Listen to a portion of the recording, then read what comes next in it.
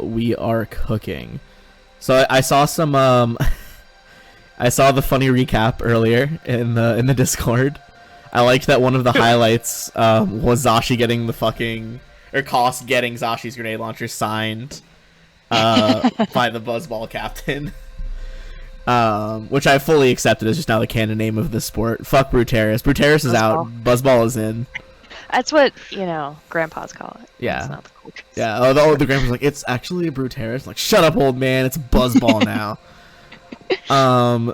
So I guess just some other things. I mean, generally, tensions escalating on the station. There's been a soft quarantine introduced, which basically is like, hey, we're checking things out. Nobody go to the docking ring right now. We're all going to stay inside and make sure everything's cool. That typically, like, the stewards, like the space cops, probably aren't going to show up just because they're kind of, trusting companies like this way out in the diaspora to do their own investigations, which the company says they're doing. You talked a lot again to that Elon Musk type guy you guys describe, or uses they them pronouns. It's Romy. You talked to them about the app. They said they want to help you guys kind of like crack it open, take it apart.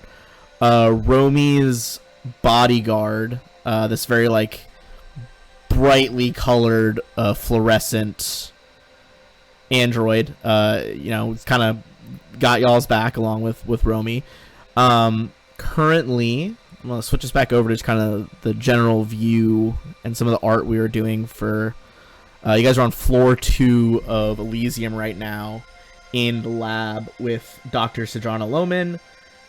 You were escorted down there by some of these like red maroon-coated security specialists, who is like the main security detail for the station. The filth. Yeah, and you guys, they were, you guys basically talked your way by them pretty successfully. But apart from that, the main reason for this lockdown, and Dr. Lohman's pretty stressed about it, is all the basically just creepy shit that's been going on. People have like seen faces in mirrors, attempted to choke themselves out, seeing rooms about to decompress when in fact they are completely normal rooms and nothing is wrong. Being like enchanted by individual Hisoki who no one would really be interested in typically. All of these are going on, and to the worry of the doctor, she kind of requested you guys like stay down here and help her maybe kind of go around wherever she needs you to go, kind of be her kind of subtle hand around the station, as opposed to the very in-your-face New Elysium specialists. So, you guys have the night to rest, recover your stamina points, all that stuff. I don't think anyone really used many. But, you guys got your level up. You're level 8 now. Congratulations. Got all those sweet tier 3 abilities coming in and starting to get a higher level play. God help my monsters when you guys get to the next campaign where it's high level. So, the morning it's definitely tension-filled. And stuff is going to happen as this day progresses, but is there anything you want to talk to the doctor about? I'm going to remove the image of the New Elysium security specialist, because they're pretty much trusting the doctor to just be alone with you guys right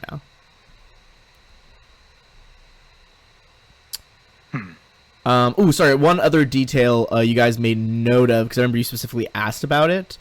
Sorry, I'm having brain freeze. Forgetting his name right now. Keon Reese, the one of the executives from Eclipse Innovations, the company who made the app. He actually got off the station before the quarantine started. Oh yeah. Oh, convenient. Yeah, which you guys asked about and were subsequently a bit like, it's pretty sus, dude, that you happened to fly out. Like, I think it was, I don't know if you guys determined that. I don't think I said the time. But you got the check, so it doesn't matter. So basically, Reese's ship departed like roughly an hour and a half to 2 hours. Maybe like 90 minutes before the soft quarantine began. Uh-huh. Greasy. Yeah. Cost going for that multi-class. And yet, I feel cost that's somehow gonna fuck me more as the GM. I am suspicious. Boo, terrible puns. Although I guess I'm a dad now, I gotta embrace the puns. All right, yeah. So, sorry, that was a lot of recap. Is there anything you guys want to do, kind of role play between each other, or talking to Dr. Sadrana about the current situation?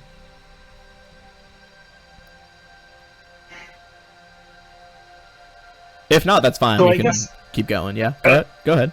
I guess sort of our next step is to try to track down, at least in my mind, unless I'm missing something, our next step should be to try to track down this Velstrak, right?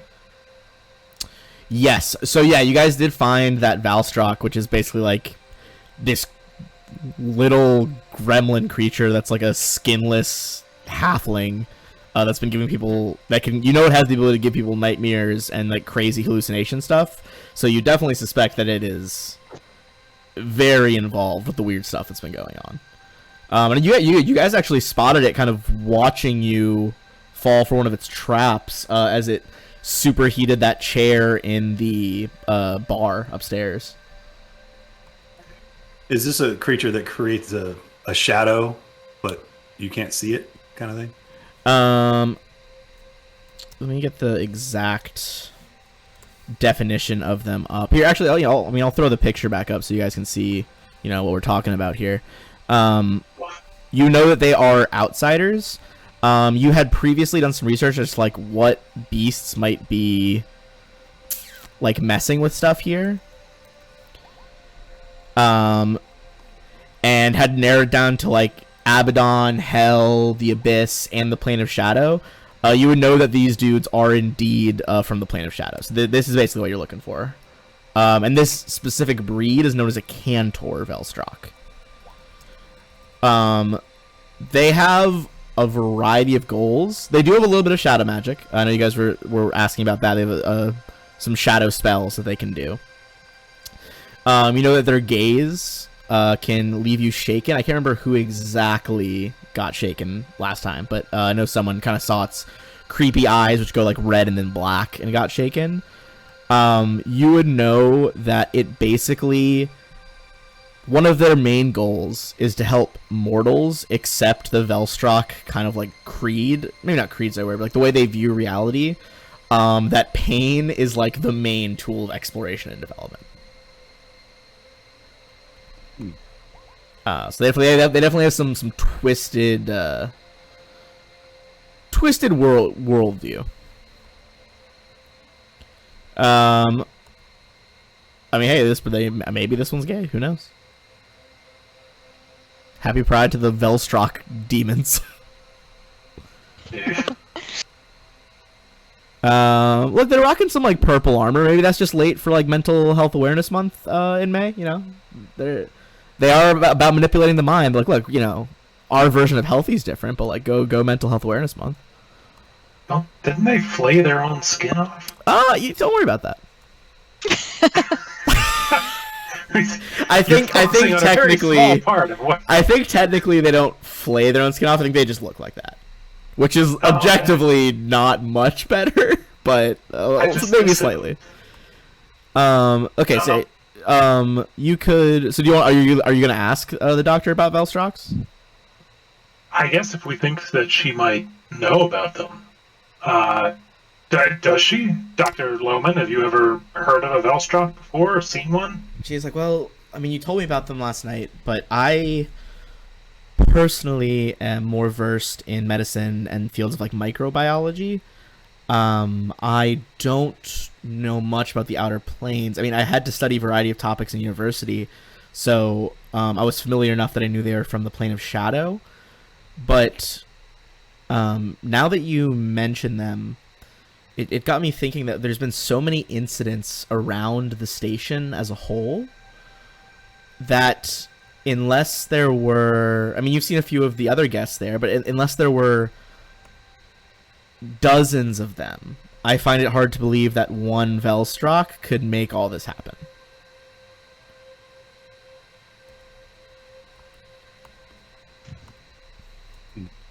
And she's like, she's basically says that there very well could be like others. But her point is just like it would have to be a huge pack to account for all the stuff that she's seen. And that seems, I mean, you guys got pretty high checks on these guys. That seems pretty out of character for Velstrox. They're not known to be like a horde of creatures.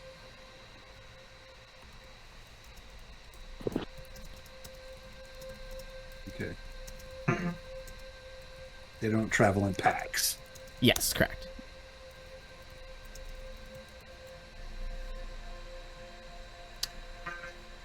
Well,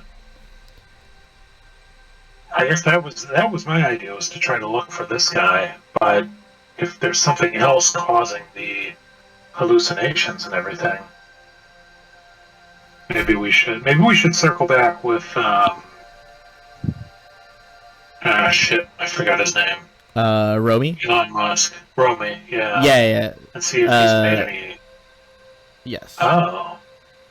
A portal or rift. That's a question. Go ahead, Koss, with that idea, as you bring that up to the group, I would say make a culture check as a group. See if you guys know anything about that with the diaspora. I would say anyone that got over 20 there, so everyone except Zashi, unfortunately.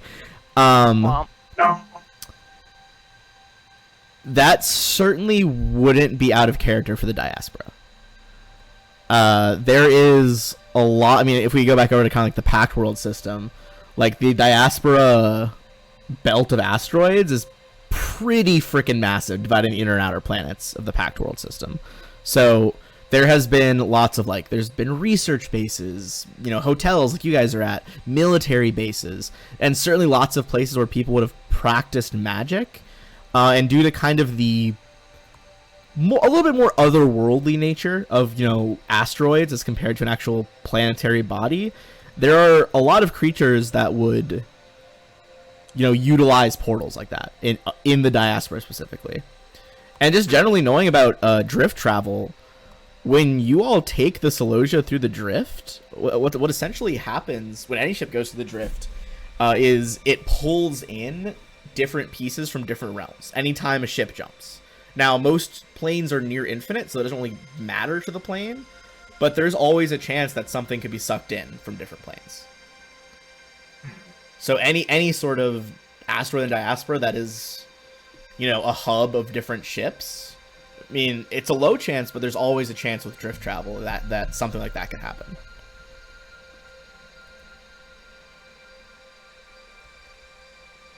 Which, honestly, I've always thought is the most terrifying part of the drift in this, universe. Is what if it just sucks in, a time dragon, and there's just a dragon in front of your ship while you're in the drift? Fuck. What do you do? suck to be that guy. Shouldn't chase around it. I'll bring us back into the main floor. Okay. So you guys kind of looking at that portal thing. So you guys got some more information out of the doctor here. At this point, her comlink kind of beeps on her wrist. She looks down at it. It's just like a text message, essentially. And she tells you all, she's like, you're pretty close with the Buzzblades, right? I mean, you rescued them all. Awesome. Yeah, Depends on who you ask. true. Fair enough. Some of us are. One of us is not. Look, I have some friends who are guests, and they just sent me a link to a stream. It's one of the influencers you guys, came here with. Talk the kind of emo looking Yosoki one. Oh yeah, we don't know anything about his stream. Okay, well, right now he's live streaming, and two of the team members of Verlay and Lomer are going a bit ballistic on one of the maintenance hallways. They lost in gambling or something, but at least she is going wild and punching walls and stuff. I was wondering if perhaps you could go talk to them and see if is this stress from the lockdown, or what's going on here? And you guys, no roles needed for this. You guys know who those two are. So Lomer, agender android, Solarian. He's one of their center backs. Or sorry, they're one of their center backs. So like short, solidly built, very like metal colored skin. Verlay is a fast back or winger, kind of like a wide receiver almost. She's friendly and a bit egotistical, but compared to some of the other like bruisers on this team, she's not very violent. Like a lot of them have a rep on the Buzzblades for being violent, and she never has in any of the seasons they've played. Well, yeah, we can go try to talk to him. All right, so I'm gonna bring you Shouldn't guys. the security guards go talk to them? She's like, they're actually indisposed right now, dealing with some of the other guests. Yeah, sure. We can This is- probably. There we go. What would a job like that pay? I mean, it would pay in my friendship. I'd like to. I mean, I would like to promise you more, but like I said, with Philip kind of confined to his quarters right now, he's kind of having a lot of trouble with his mental health. I can't pay you. I don't control the wages that much. I want to blow Do you you. have any grenades? I Oh. don't have any grenades in the medical lab. No. Well, can't It's a blame us medical for lab asking. without grenades. All right, so those two are the ones that you find in the maintenance hallway. I'm gonna blow up their tokens a little bit just so you can see a little bit better. You know the kind of metallic-looking android, that's Lomer, and the other one is Verlay Nuefe. Okay. You can see she's fully like,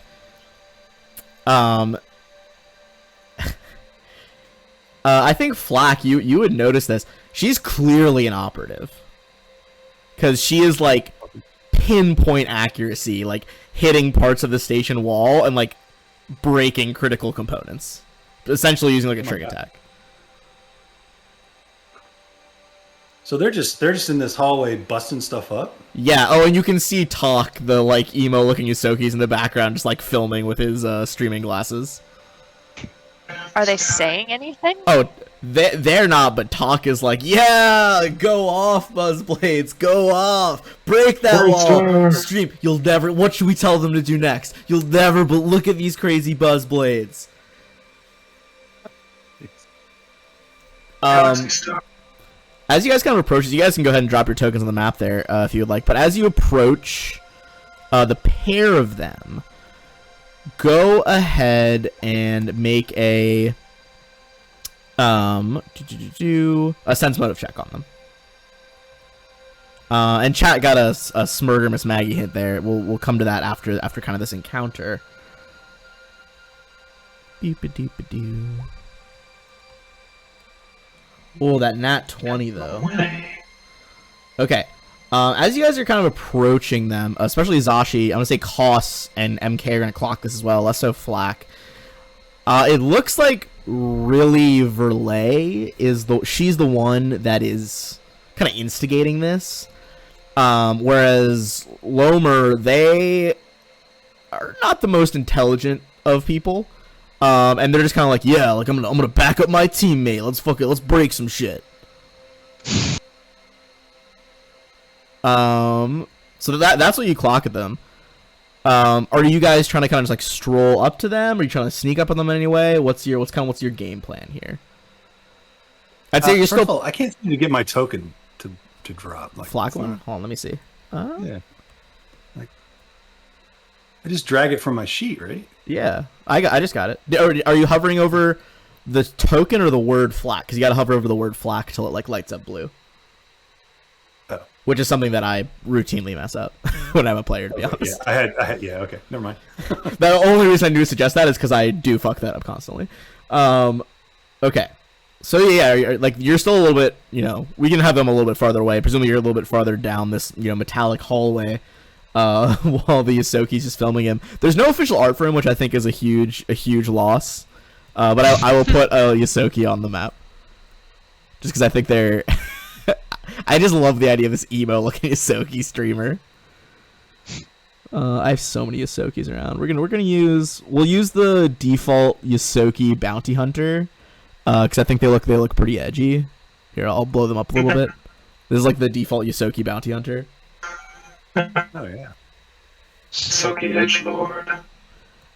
So yeah, he's just kind of like over, like above them, like, yeah, break that shit, do it. Well, what do you guys want to do here? We don't want to shoot them No, necessarily. First. Just open fire. Well, it would solve the problem, but probably not what we want to do. I guess It would solve a problem. Yeah. we'd have a whole new problem, that's for sure. Exactly. Okay. I say we just talk to him first. Yeah, can. I mean, we've met them yeah. before. I don't think there's a reason we would, sneak up on them or anything. Okay. What do you guys say as you approach? Because as you get close enough to talk to them, Verle and Lomer kind of ease up, off their fighting here and like whip around to look at you. Lomer looks a bit wary, but is clearly just kind of eyeing Verle to like take the lead. Verle is just like, what the fuck are you guys doing down here? What? Ugh. I ask you the same question. What's going on? None of your damn business. Look, are you here to screw me over like the tables did upstairs? What? No. What happened? Go ahead and give me a diplomacy check. As you're trying to like keep your tone kind of calm and level here. Are you sure it's not? Oh, I'm pretty confident. This is where you shine. You can do this. Is it? Oh. You see she reaches into a belt pouch, pulls out a fucking like tactical switchblade, hits the button and pops it up, and it's just like, that's it. It's go time. And Lomer's like, all right, we're fucking doing this. You see, he's a Solarian. So you see, he holds up his hands and just manifests like a fucking mace out of like pure starlight. And we're gonna roll for initiative. What? Ow. What is That happening? real fast. Yeah, she is very intense at the moment. Also, I finished unpacking a bunch more boxes now that I have shelves to put stuff on. Found my dice for your guys' game, the one I used for last campaign. So both all of the anger and or greatness they've caused is now returning. Oof, I mean, all right, she got real good on that fucking initiative roll because of that. All right, and then Lomer, bit of a slower bruiser, so he's got a lower bonus. I'm gonna clock in at a 14 though. Forgot to click my token before I rolled initiative. Classic. All right, hold on. I'll add you guys. I'd love to re-roll if you just want me to do No, that. I'll just add it. Oops, sorry, I added MK by accident. I'll just add it in, and you can type up what you got. Oh man. Yeah, same with Flack. Yeah, let me Not get him going in great. here. I mean, Flack got like a 26. I think you still beat her, which I was surprised.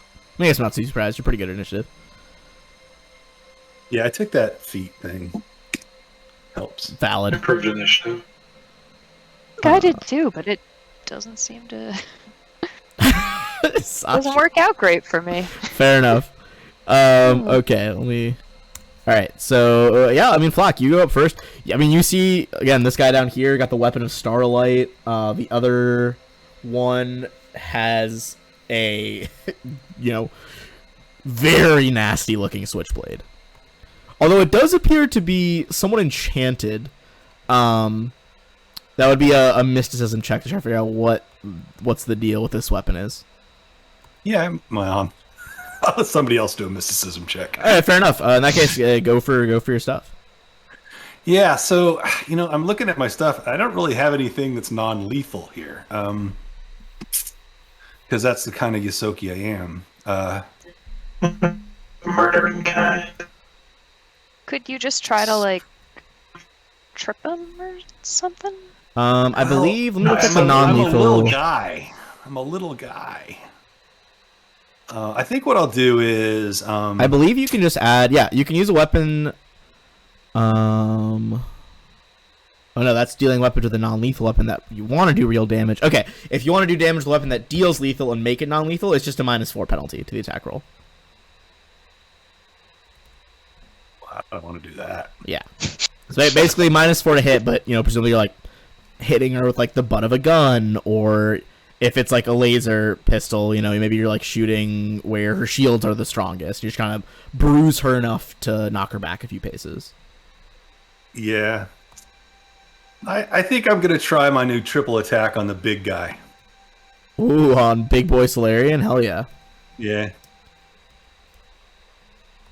Let's see if this works. Alright, yeah, let's try that new macro out. Alright, so we got... This is with your Corona pistol, right, I assume? Yes. Alright, so we got 3 quick laser pulses go off, and then... Oh, that's her EAC, apologies. So both 17s will hit. Is this with the -4 penalty already? From non-lethal? Yeah, it's included. Oh, okay. In that case, yes. Wait, is this the -4 from full attack or your -4 from non-lethal? Oh, sorry, -4 from the triple attack, the full attack, yeah. Oh, in that case, he just fucking like spins his Starlight Mace around him and just deflects all 3. Well, that didn't go well. Yeah. But I yell out, put it down, man. We're friends here. Yeah. To be fair, I'll say I would say at this point, because we're in combat, you guys could attempt diplomacy checks on either of them to try to ease things up here. Because of how good you guys did in the sense motive checks, I think you would know that you have a much better chance of easing up Lomer than Verlet. Like Lomer's just trying to back up a teammate right now. Gotcha. So I'd like to. Maybe this is a little bit retcon, but I would like to be making my triple attack against the weapon as opposed to against him. Sure. Just kind of flavory. Yeah. But then say hey, come on guys, we're all friends here. You see, we can roll a check next time. But Lomer looks a bit uneasy as it's Verlet's turn next. She kind of like gets down this very low fighting stance and like almost like ninja style rushes at Koss, knife like dragging on the deck of the ship or the station, sparking. Is gonna run up and attempt to hit you with this dagger, switchblade. Excuse me. Koss, what is your KAC? Let's see. 18. 18. She is going to hit. You haven't acted yet, so it's gonna be a trick attack. Where are my D8s at? There they at. Okay. And then she's gonna deal 22 non-lethal damage to you as she just hits you in the side of the temple. It's with the switchblade itself. It seems like there's some sort of small force field around the blade, so it's meant to like look scary, but the blade is designed to do non-lethal. So you take that damage, and now it is going to be Lomer.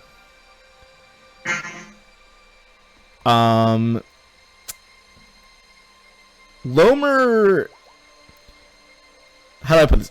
This is gonna seem like he's kind of going to ham and lethal, but he knows that you guys are the heroes that fought off at the Aslanti Star Empire. So he is actually gonna slam his mace down as he kind of runs into the center of you guys. And he is going to create a supernova attack. Jeez. You see his, like, his mace like briefly glows extra bright with the light of like a dying star. So this is gonna be all creatures within 10 feet. So I guess actually he'd probably move a little bit closer. Cost, you're not gonna get caught up on this. Yeah, it's gonna be those three. All right. As this goes off, all of the three of you that are in range are gonna need to make a reflex save.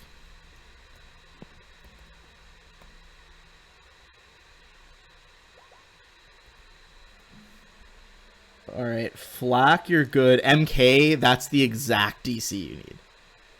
Yes. Nice. So you barely make it. So everyone's gonna take half. I believe you have evasion, though. Flack, so you're gonna take nothing. I do. Yes. Thought he was slick. Half is gonna be 15 damage. Would have been 31. Jinkies. Oh, so there's just batches like boom as the fire expands around him. As he just kind of like grimly hunkers down, used to being like the tight end of this formation, basically getting ready to absorb some blows. In that case, let's move on to next in the order. It's gonna be Zashi.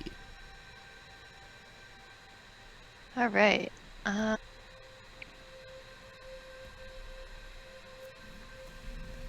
If I wanted to try to intimidate them, would that be my full action, or would that? Let's see. In this case, it would be your standard action to intimidate. Yeah. Okay. Also, if you guys care at this point, Talk is still fully egging them on from behind. Damn it, Talk. He's just like, whoa, Lomer, number 6 coming with that supernova? Insane. What are they doing to these guys? What indeed? All right.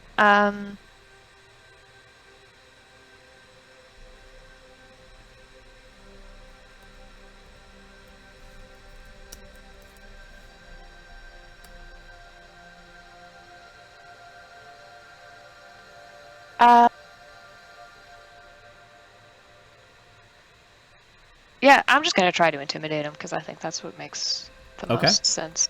And this is on Lomer, the Solarian? Yeah. Okay, go for it.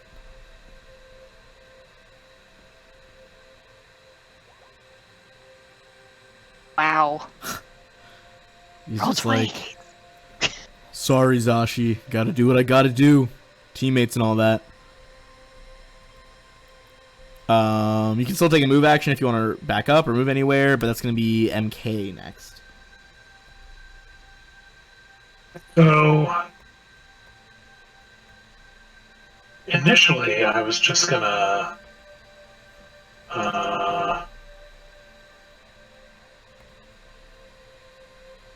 try to see what was going on, but if they're already going this hard, I'm gonna cast Hold Person on the Lashunta. Okay, going in for Verlay the Lashunta. What's your save on this one? That's gonna be a DC 18. Alright. And this is a Will, right? Yes, Will negates. Alright, I'll say right now That this is is going subject to to- be basically a 50-50 shot with her. Yeah, I'm hoping operatives don't. She is going to make it. Ah, You see her body like stutter, and then her antenna like kind of wiggle again, and she's moving. we are not your enemies. Shut up! You're all our enemies! Costs. Kind of right after you just got like rocked in the temple by this lady. She didn't interrupt anything because he will now. He already doesn't really like this team. He thinks they're stupid. He's going to hack the streamer again Oh my god. because Okay. we don't need this broadcasted. Alright, let's see. Go ahead and make your computer roll to hack his stream. 24. That is a success. Let me see if he's noticed yet. It is a DC 21. Does I looked this up earlier. yeah. Yeah. He does not appear to have noticed you've hacked his stream yet. I'll say as like a part of your move here, part of this action, you can do something with the stream, as long as it's not too crazy. You're just trying to like shut it off. Yeah, just put maintenance in progress for like the next 20 minutes. Yeah, you put up like kind of like a technical difficulties screen with just some like real annoying hold music.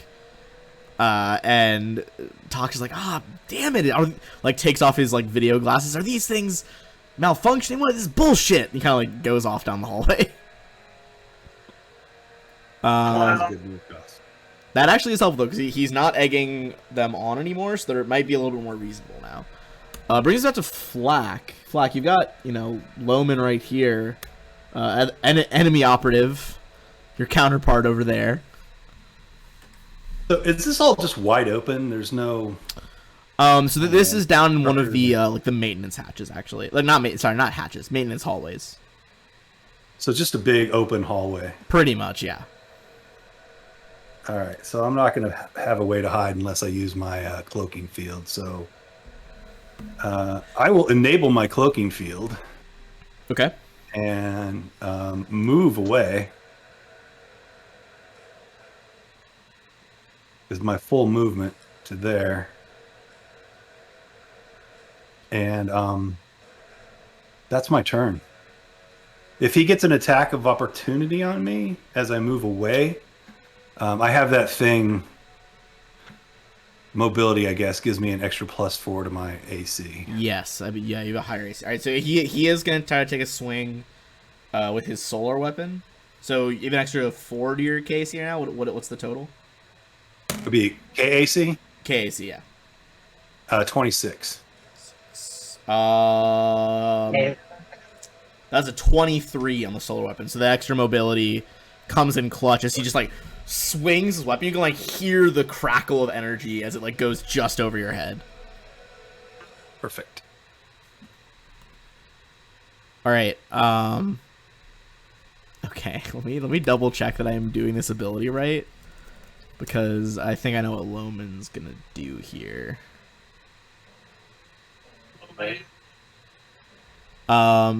She's gonna delay till right after him, actually. And she's just like, Loman, get them all in one spot.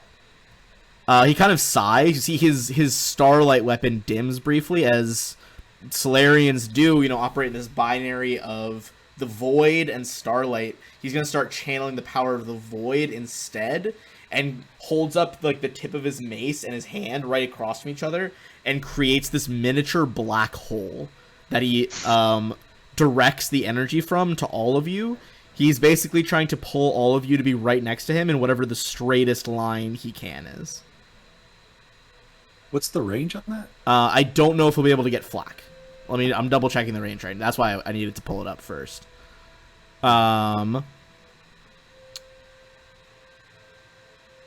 He can pull 20 feet. So I think you were out of it. Yeah, you're at 45. Oh, Zashi. Oh, okay. Or MK, you're at 25, so you're actually out of it.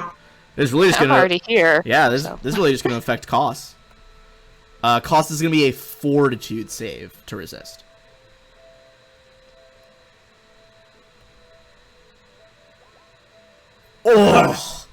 Oh, on that nat 20.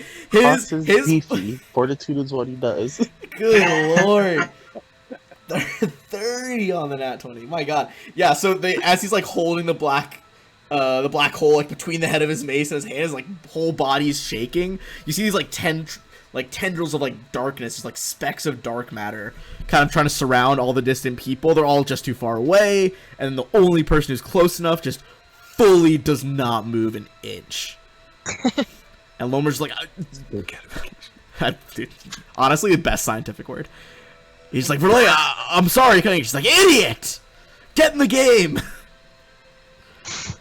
Ain't no game, sucker. What is Shiva gonna do? Because I don't know if she has a stealth field here. Get rock is what she's gonna do. I mean, like, yeah, maybe. Well,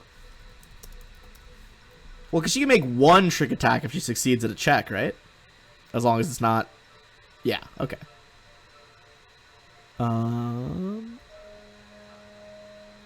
Okay. So... I mean, Cos, you kind of just focus on the stream, so I feel like she's just going to try to bypass you if you want to take a op attack.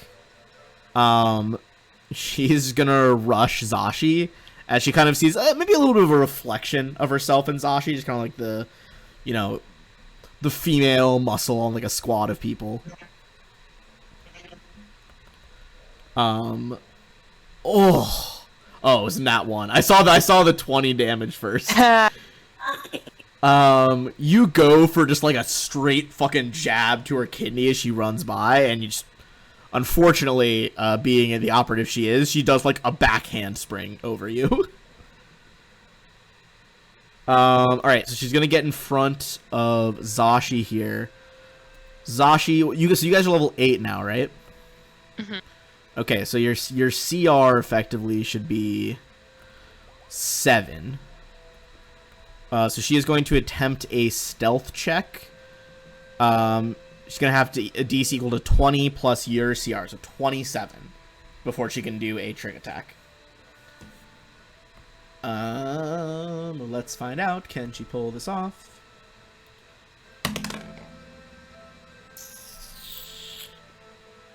She can indeed. She's going to trick attack you with this, like, non-lethal switchblade.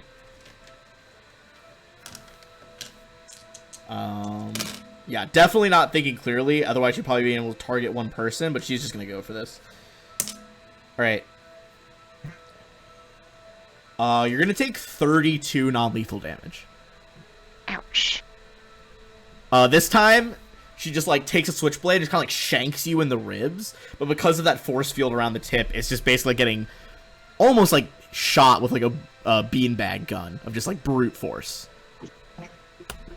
But now it is Zashi, in return here.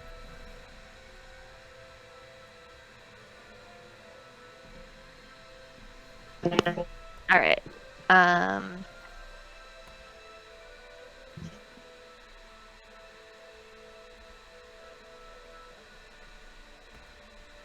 Alright. I'm going to... I think Zashi's pissed. She's just gonna attack. Fair. So.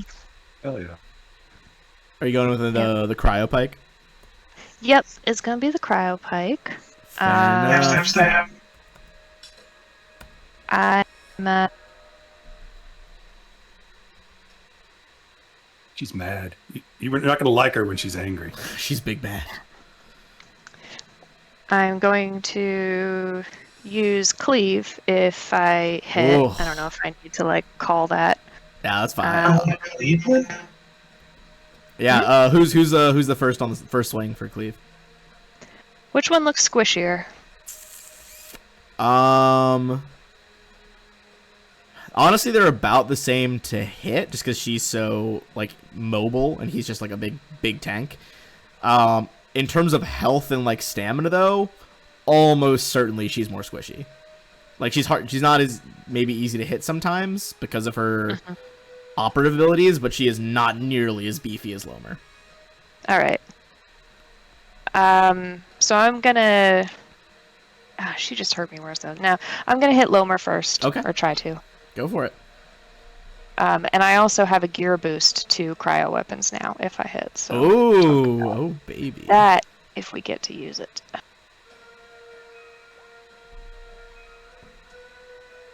I'm excited for this. So I forget in Roll20 is full attack meaning the 2 with a penalty or 1 Yeah. 2 with penalty. is equals full attack, so I want to say no to just swing once. Okay. Yeah. Alright. That will hit him. So what does the gear boost do? When I hit him with a weapon in the cryo category, his speed is reduced by 10 feet for 1 round. And then with cleave, since I hit him, I also get to keep going and try to hit the other one. Oh, that's cool. Let me see if I have the text in here because I'm trying to read it myself. Man, my webcam is fucked up right now. There we go. Alright, so... Damn, that's good. A good ability. Alright, so you have... so the cryopike kind of disperses this gas, like super cooling in an instant as it like just knocks Lomer in the side of his metallic head with like a gong. And the gear boost... Sorry, what does the gear boost add to it? His speed is reduced by 10 for a round. As you hear kind of like the whole staff like whir as it like powers up even more, and from that impact on his head, he's like a film of like frost creep down his body as he like is struggling to move, like trying to use his like starlight mace to heat it away, almost to no avail. Okay. Cool. Then go, And yeah, now- going for her.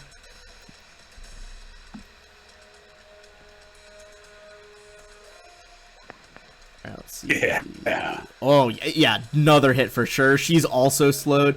You kind of like hit him across the face, spin the staff over your head, and come in like from the other direction and just catch Verlet like right in the gut. For 19, just beautiful. What a hit. They both And seem her- slowed right now. Yeah. Yeah. So they kind of just get covered with frost from this insane like 1-2 punch from you. They both worked. I got to use 2 of my things. Hell yeah. MK, your thoughts? MK is his eyes blaze from within with a purple light, and I need the Lashunta to make a will save as I divine the most vulnerable portion of her mind and overload it with a glut of psychic information. Ooh. Hell yeah. Okay. What was the save on this one? That's going to be DC 19. She is gonna fail this time. So she's going to take 7d10 psychic damage from that level 3 mind thrust. All right. Let's see. Let me. Holy shit. Go to sleep. You see, she almost drops her switchblade that hurts so much as she just like starts holding her head. Her antenna are like going crazy, twitching around in all directions. As she's just like, who would memorize all this like habitation stats of all these different planets at once? That doesn't make sense. So MK much. shouts again, "We are not your enemies!" She's like, so much arcane lore. Why? That was devastating. I'm gonna say, just by looking at it right now, you guys can tell that like you would still probably want to take the -4 non-lethal penalty to hit her at this point because you've done a lot of lethal. But like any non-lethal hit on her now, she's gonna pass out. Like absolute. Wow, that is a brutal spell. I can't wait for level 4 because then it goes up to 10d10. Oh my god, what does it cap out as? Caps out as 17 d10? Jesus. Yeah. That's like fucking spaceship damage. Oh I love this game. Yeah, dude, it's fucking crazy. Okay, it costs. You see, she is like Mortal Kombat finish me swaying on her feet right now. This guy, a little bit less so, but definitely took a hit from Zashi pretty hard. Cost is gonna what is it called? Full action puncher? Yeah, so basically you get to make 2 attacks, believe they're minor 4? Minor 4. -4.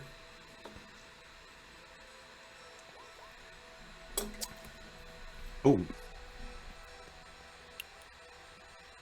Okay. Is this not lethal? I assume. Yeah. Okay. So this first one I think is gonna miss. Oh, sorry. You did the full attack already? So that -4, the minus already factored in these. Yeah. I don't okay. see the -4 in there. Like if you, I think you it's hover- calculating it as -2 for some reason. So it okay. Oh yeah, it says -2 from full attack. It should be -4. I don't know why it's doing that. But okay, so that means the top one's 6 lower, which would bring it to 15. Bottom one's 6 lower, which would bring it to 19. So the top one doesn't hit. She kind of like ducks real low, kind of keep her guard up, and as she ducks, your second fist just catches her with a brutal uppercut to the chin. She just goes like sailing back about 5 feet, passes out instantly.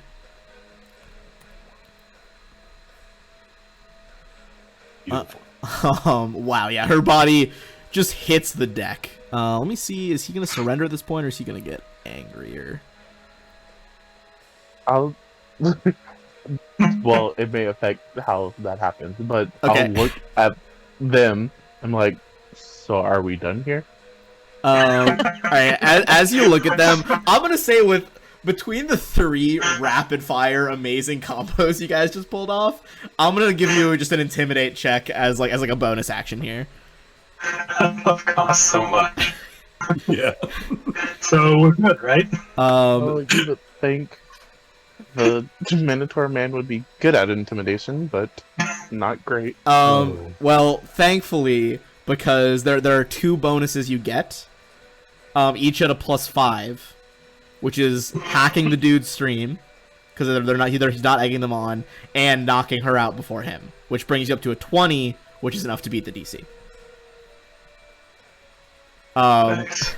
So even though this isn't Koss's like specialty, usually not the one who wants to be up here intimidating people face to face. After this like 1-2 punch where he just knocked out his teammate like it was nothing, Lomer's just like, all right.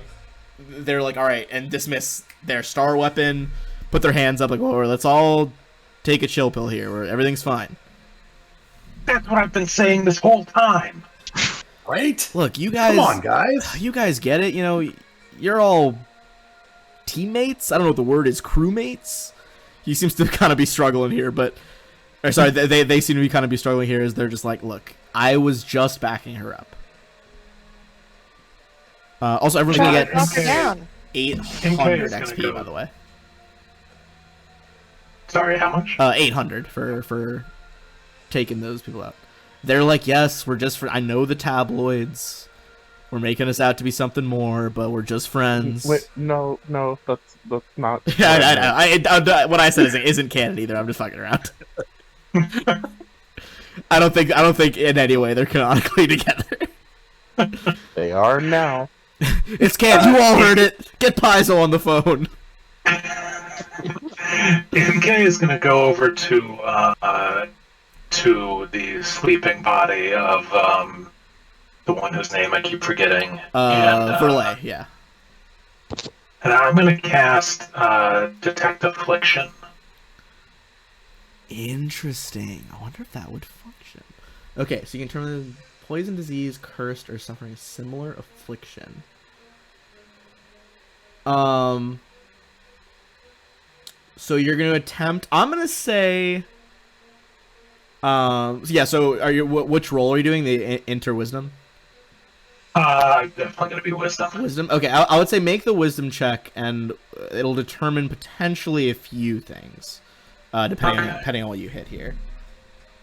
Big money, big money. Oh, 24. Okay. Oh, that's a man. Gotcha. All right. So 20. So first things first. I'll eat your brains. For the briefest of moments, I mean, like every other guest, you know, she has the Key to Elysium app on her compad, right? Hers is strapped to her wrist. There's this weird moment where her pulse is synced to the wavelength of that low-level signal that the cursed app has been letting everyone's firmware receive. What? Fuck. That 24, like, you just can't, like, it's really brief, as you see, like, you know, normally you look at like an EKG, like it's very like kind of almost a little bit more spiky as the heart rate goes up and down. You see, like, briefly it smooths over to look more like a radio wave. Bizarre. Secondly, I would say you think it's wearing off now that you've knocked her out. But in the same vein as Flack was kind of, you know, enchanted by that Ysoki gambling lady, you think that she was probably something similar happened to her. And you know, at least that was most likely the Cantor Velstrak. Okay. So it seems like she's probably being affected by two different things. The Velstrak being the primary, you know, vector for her going off on this little rampage she just went on. Okay. Wow. So I'll relay that to the group and just say it looks like the Velstrak got to her as well. But I'll mention to Flack and to Koss that bit about her heart rate being in sync with the app signal for a moment. I only barely saw it, but Would strangest thing. would Flack have any idea, sort of, I don't know, from a medical perspective, like how that could happen, like how some kind of signal could sync up with a heartbeat? Or I would say, do you have life science? I don't. I have medicine. Oh, sorry, life science technology. Yeah, I would say you could use medicine. Okay. Weird science. There has kind of been a change in how magic has been viewed in this like current century in Starfinder, where like it's a lot less like, is it psychic? Is it divine? Is it arcane? It's a lot of the kind of like, this is foundational energy of the universe. And with that view of it kind of in mind, Flack, you would probably think that like there's a lot of spells that like directly affect the body, like stuff that could do physical damage by slowing a heartbeat or like stopping a heart. It's weird that like a low-level radio signal could do the same thing, but like not unheard of if this is a, as they call it, a hybrid app with magic. Yeah, right. I was going to say, we do know that it's a hybrid app. Yeah, so. you would think that like knowing that there are spells that can do that, you think with a medicine check, like, okay, if there's any sort of like maybe like some transmutation magic or maybe even like some necromancy mixed in with that app, potentially could have that effect on a pulse. Okay, interesting. At this point, also, who do you guys want to give you the hint? As Drow called in one a little bit ago, but on to wait till the encounter was over. You guys want Smurg the Tor for Miss Maggie? Just 1 second before we do that. Yeah, go ahead. A question. Yes, absolutely. So I have, I was thinking about non-lethal, Yes. and I really don't have a lot, right? But I do have this hand coil pistol, and it's electric damage, and the description of it does say that it can potentially stun enemies. Yes. So any weapon that is non-lethal, basically there's like non-lethal and lethal weapons in this game. Non-lethal ones, basically you just fire them normally, and they don't take a -4 penalty to do non-lethal damage. Okay. Although on the flip side, they take a -4 to deal lethal damage. Okay. So like with that shock pistol, so I could have used kill him with it, but it would just be harder than just knocking him out. Okay, perfect. Thank you. Yeah, no worries. I know that it's a little unclear as written with that weapon description. Lost my train of thought. What was it saying? Miss Maggie. Or, oh yeah. Who are you guys feeling? Well, I just saw Smerg, so I'm thinking Miss Maggie might get a muffin. Right. Oh yeah, I forgot you saw Smurg. You guys hear like a zzz, zzz of someone with like a welding torch, and you turn around and kind of repairing the wall that the fucking god damn it, that's the sport. The buzz blades have just been beating the shit out of. Miss Maggie, instead of in like her normal power suit, is in like engineer's overalls. Although weirdly, she's got like underalls with overalls on top. Like, you know, like a full flight suit with overalls over the flight suit. In a very unnecessary fashion choice. But as she's repairing, she's like, Y'all, I got a quick one for you here, but you know how you all were determining all those crazy things you were seeing weren't real, but were kind of affecting the real world? Oh yeah. And your non-binary friend Romy, they said that they saw some like crazy moth thing going in the vents. Yeah. Yeah, that was real. Real crazy moth thing? The moth was real. The moth with, you know, a lot of the other stuff y'all saw, you know, you sussed it out pretty good, but yep. Moth thing was real. Interesting. She like picks up a toolbox and like walks down the hallway, disappears around the corner. Hi, Miss Maggie. Love you. I love you all too. I would say, well, let me make sure I get the creature type right here. As you're trying to figure out like what fucking giant space moth shit, like what in the Mothra is going on here. Go ahead, and this would be a knowledge. Oh, it would be mysticism. Is the role to know about these things. Like the sound of that. 15's not gonna do it. Oh, jeez, I didn't even scroll up and see that. Yeah, 34 will do it, MK. You know, Flack and Zosh kind of assisting you, like, okay, like, are you... Honestly, with the 34, they're both assisting you, MK, but it's more of, like, a distraction at this point. They're just like, ooh, what about this plane? What about this plane? You're like, shut up, giant moth, okay. Creepy shit going on. Creepy moth. Creepy shit, creepy moth. And you determine that the most likely culprit is what is known as a gloomwing. So a gloomwing, it is an outsider. They are moth-like predators, and, you know, maybe seeing a trend here, they are also native to the plane of shadow. And also, with that 34, kind of going off of Koss, potentially your portal theory, you know that they're pretty good, it's like one of their main things, at finding places where the barrier with the material plane and the flip side, the shadow plane, is thin and phasing through it.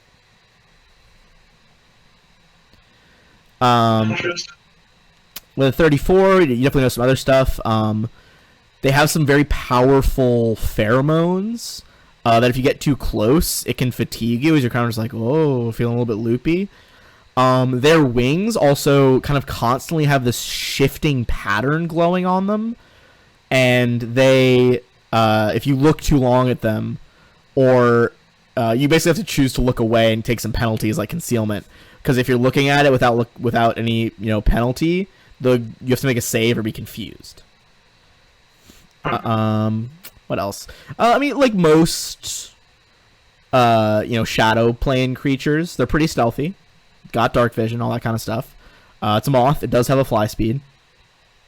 You know, potentially the biggest risk of them when they come to the material plane, is that the way they reproduce is by implanting eggs in a humanoid-sized creature. It has to be helpless though, so they have to either knock you out or render you helpless somehow. I don't love that. Yeah. I will share all that with the group and point out that it seems to fit with Koss's theory, the portal theory. For sure.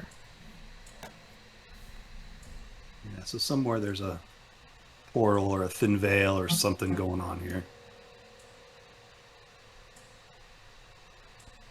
Interesting. Yeah, down in the old mines, more than likely.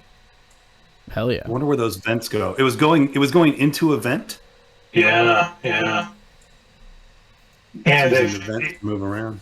I don't know if you asked Romy exactly inside the room. where they saw it. I think they said it was near their room. So I would say,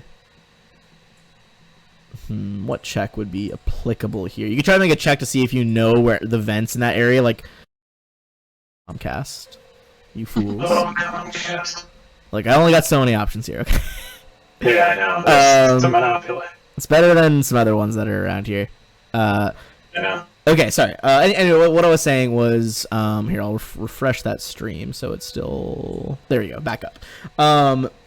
Yeah, so basically this would be an engineering check to try to figure out kind of like, you guys know, Romy said they saw it kind of near their quarters in the residential area, so you're trying to suss out, like, where would this lead? Allied. So, those ducks are likely pretty small. So, Koss and Flack here, you think it would most likely a creature that is any significant size would need to go from that vent to the nearest available, like, larger tunnel. And based on the position, it would probably be the elevator shafts. And you guys would know here. I'll put you guys back on floor 1 of the Elysium Hotel. Oh, sorry, we don't need security specialists up here anymore. So you would think more likely than anything.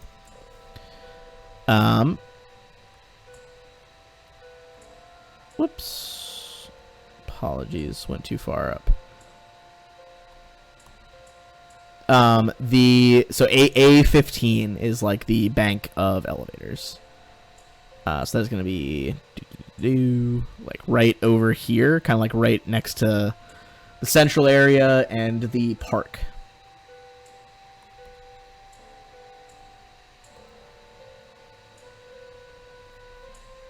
Okay.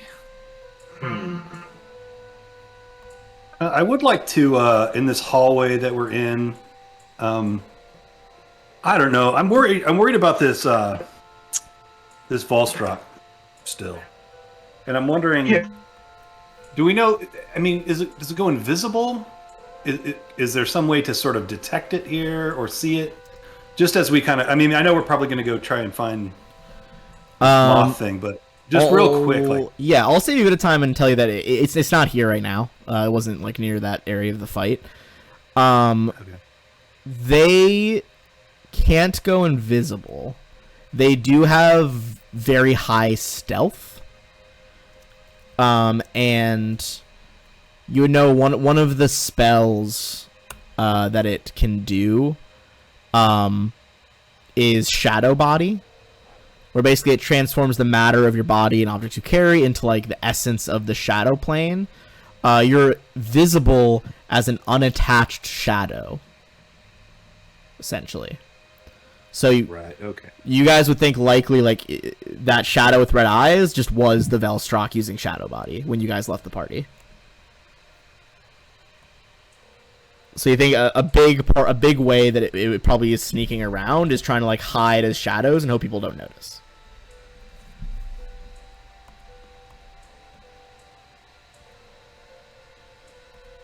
Yeah. Did we just leave, what's her name? And the fullback down there? We can go back and talk to them. Sure. I was just briefly showing you guys like up here and then also down here is like the secondary bank of elevators. Okay. So, but yeah, no, you guys can still.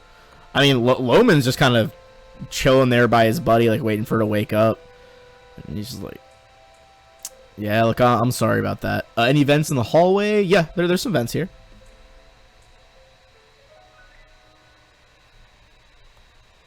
You give me a perception check on them. Let me ask you a question. I'm probably going to regret. Is Flack small enough to go through the vents? That's a good question. Let me check the vent stats for this this building. I have enlarge reduce. Could you reduce him to tiny? I don't guess think is so. the next tier. I don't know if he can go below small. I think that might be a technomancer spell. Oh, okay, gotcha. No, I control F vent, and unfortunately, the word event is very common in this fucking book. Well, I'm small, not tiny. So Yeah, I mean, it looks like okay. So it looks like basically a small creature would be able to move at like half speed through these vents, but you could fit. You would just have to kind of go slow. So it's possible. All right, I might keep that in mind. All right, fair enough. And if you guys want to look at check for eggs, you guys can make a medicine check on these two to see if they have eggs in them. Definitely gonna do that. Yeah, I mean valid. Oh god. Oh god. Can I use? Okay. So, what was your guys' last question? We were checking for eggs. Oh, right, yeah. I mean, with a 20, I would say it's enough to know that there's no eggs in them. You don't find any evidence of any wound that looks like that. Look at them. What were they? What were you two doing before that? Were you just playing the tables and she flew off the handle? What was happening? Yeah, pretty much. She kept saying... I mean, look, we had some beers. But I feel like she was, like, upset that, like, the table was hustling her and that the people at the table were hustling her, but it was, like, just us. So I thought she was talking about the dealer. But, like, now I'm wondering, what did she actually think there was someone else there? Like, look, I'll be honest, I don't do really any intoxicants except sometimes like a beer after the game. I mean, would you guys know, is she on something? Well, she's definitely being affected by something. Something we think may have used magic on her, or sort of cursed her or something. As far as whether or not she's intoxicated, Flack, can you tell if she's under the influence of anything? Or I don't do medicine on organics, so. Flack, you're pretty confident, like, it was probably the Velstrak, you know? It doesn't seem like she has... You kind of scan her, look for any irregularities in the compounds in her blood, and you're like, there doesn't seem to be any intoxicants here.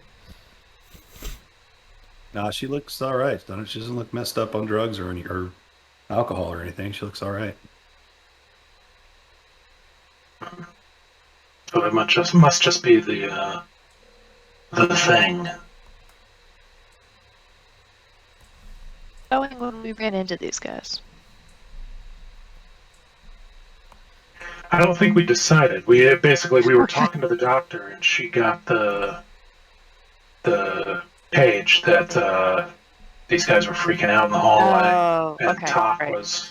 Yeah, exactly. Is Talk still here? Or did he bail? Oh, he bailed once you guys shut down the stream. Okay. Alright.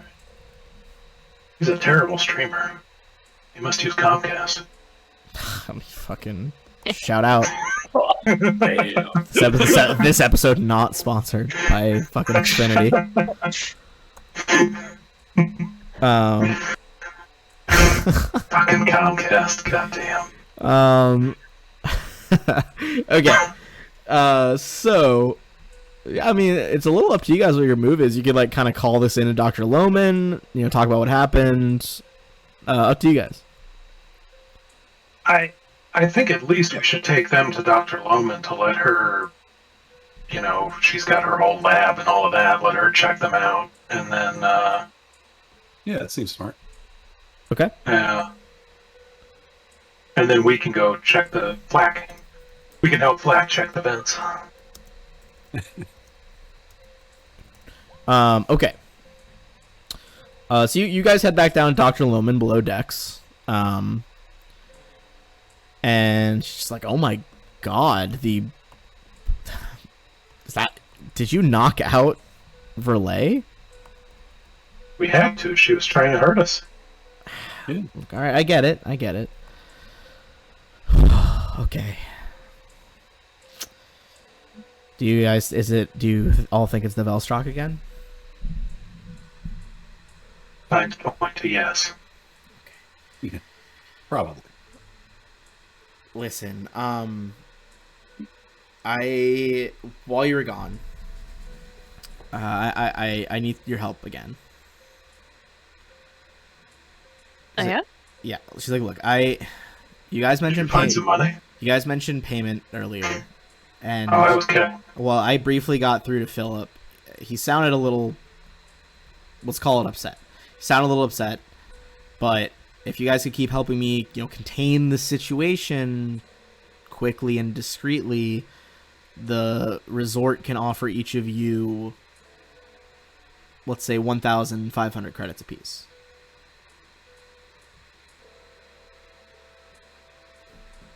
Yeah, why not? She looks like relief. Not really necessary. I feel like we're in the same boat with you guys, and I really was just being a little cheeky earlier, but I think that we are all kind of trapped here.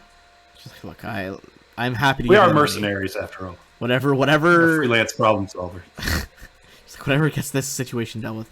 She looks really haggard at this point. Like, she's starting to lose sleep for sure. And she's just like, look, I'll leave these two here. My assistants can, start taking care of them. Oh, God. You may want to sedate the Lashunta. She kind of, like, signals at one of her assistants, like a hydraulic needle kind of inserts itself in the neck. Dr. Lohman, she kind of sighs. She's like, look, could you all accompany me to the elevator on this floor? And she brings she brings you guys over to A15 on this floor, the bank of the elevators. And I forget if we did this last time, but can I sense motive on her just to see if I get the feeling she's hiding anything, or... Yeah, for sure. I think you did last time and didn't see anything, but you also didn't roll too high that time. She seems like this is not the job she wanted, but it's the job she has right now, is trying to keep the station from falling apart. And is really just doing everything she can to keep it together. Okay. So she brings Wait, the Cogs, what did we elevator. do to the elevator? Well, that's where you thought the Oh, right. the Gloomwing might be headed. So you guys go to the elevator. There's a few people standing around. Interestingly, Indigo 13 and Romy are there. Oh, very nice.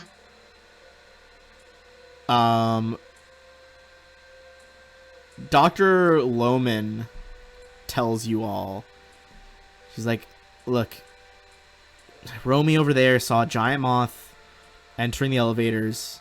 Security killed it already. But the vent is, broken. Give me a perception check as she's trying to, like, explain the scene. With, like, the guards are there, some of the guests are there. Okay.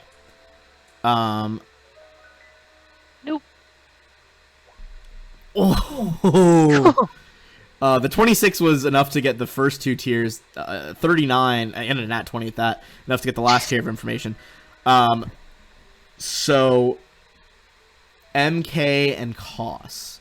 First thing you guys notice, there is a strange silvery powder around the busted up vent. And the guards, who are kind of tired and looked banged up and bruised and bloodied from this fight, you realize they have also electrical burns on some of their bodies, which is not immediately noticeable because of the blood. Give me, and I would say with the highest tier, with that 39, the burns are clearly from their own weapons. It looks like friendly fire.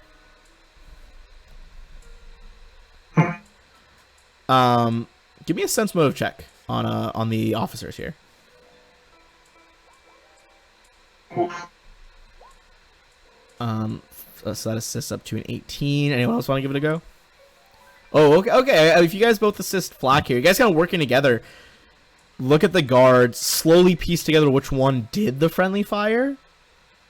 He seems to think it's kind of funny. He does not look like he feels bad in any way.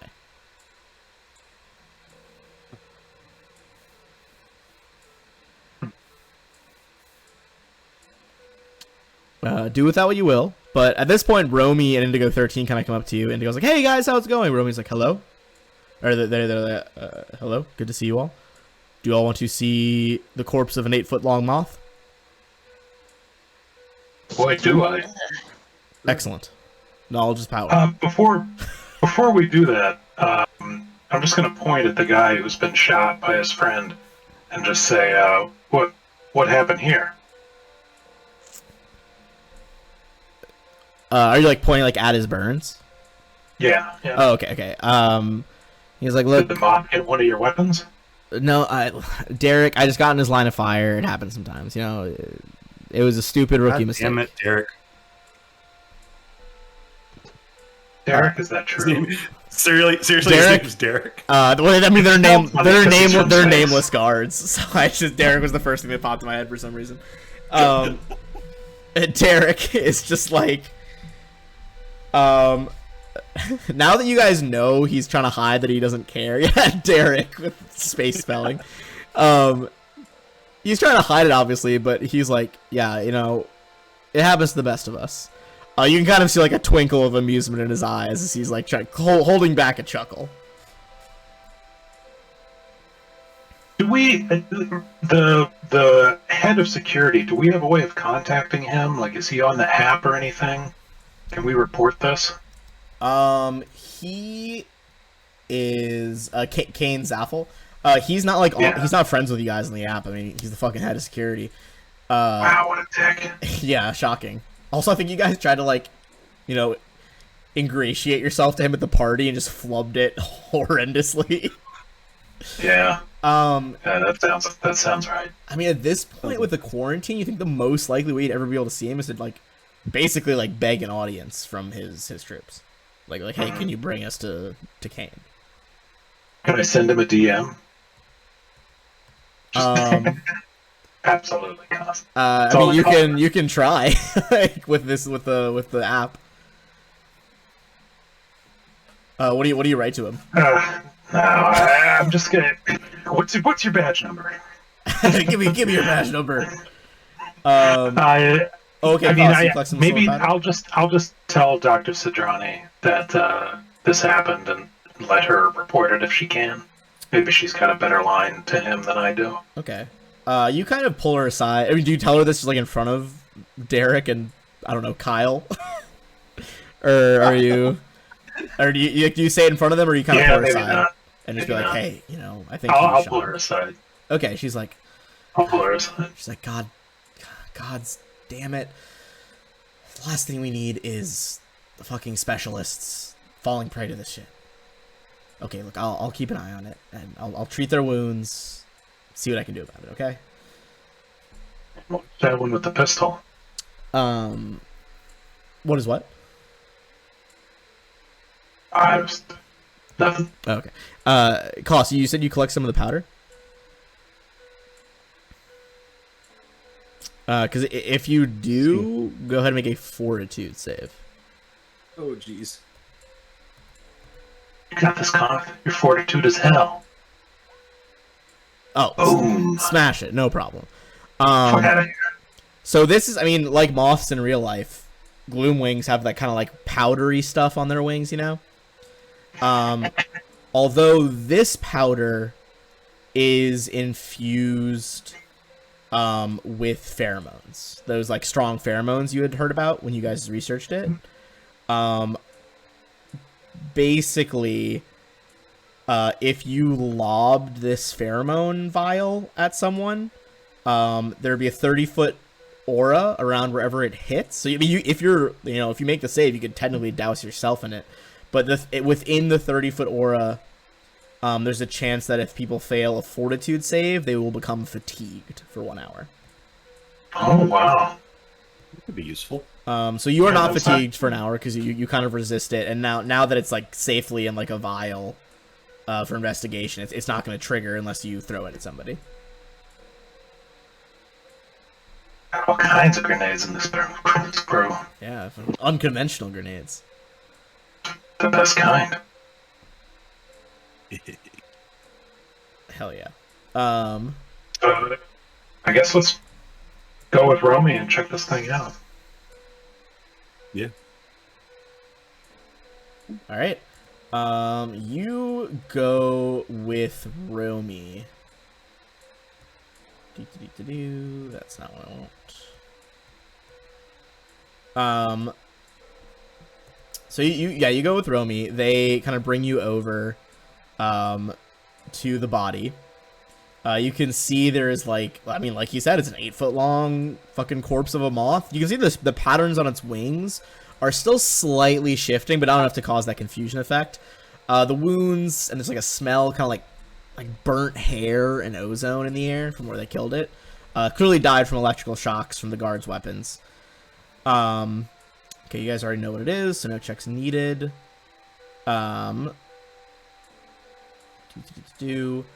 Give me either a medicine, venom off the sleep powder. Give me either a medicine or a mysticism check as you look at the corpse. Okay, we got 20. Oh, 28 cost. Cost smashing at this. Crushed.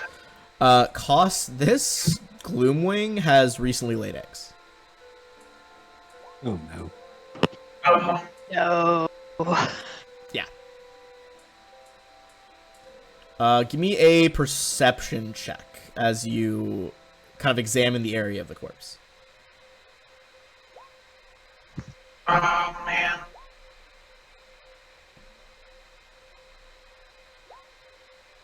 Natural 3. 31. Okay, 31 still pretty. Nothing to sneeze at here. So you do see leading into the vents, there's some powerful ventilation fans in the way. You think you could probably shut them down with an engineering check if you wanted to go further on without risking a fan. I mean, you could dive through it. The moths clearly did. But, if you don't want to risk getting cut by a fan, like, why do it? There's a lot more powder around the vents in this room. Objectively too much powder for one Gloomwing. Oh no. Mhm. Implying that there's at least a second one. You think to get a better view to actually perceive inside this bigger ventilation tunnel, which kind of branches off from the elevator shaft, you would need to make an engineering check and basically, or reflex save to dive through the fan to see if you can find out if there's another one around here. I will assist Koss on a engineering check. Okay, yeah, go for it. I will stay out of the way.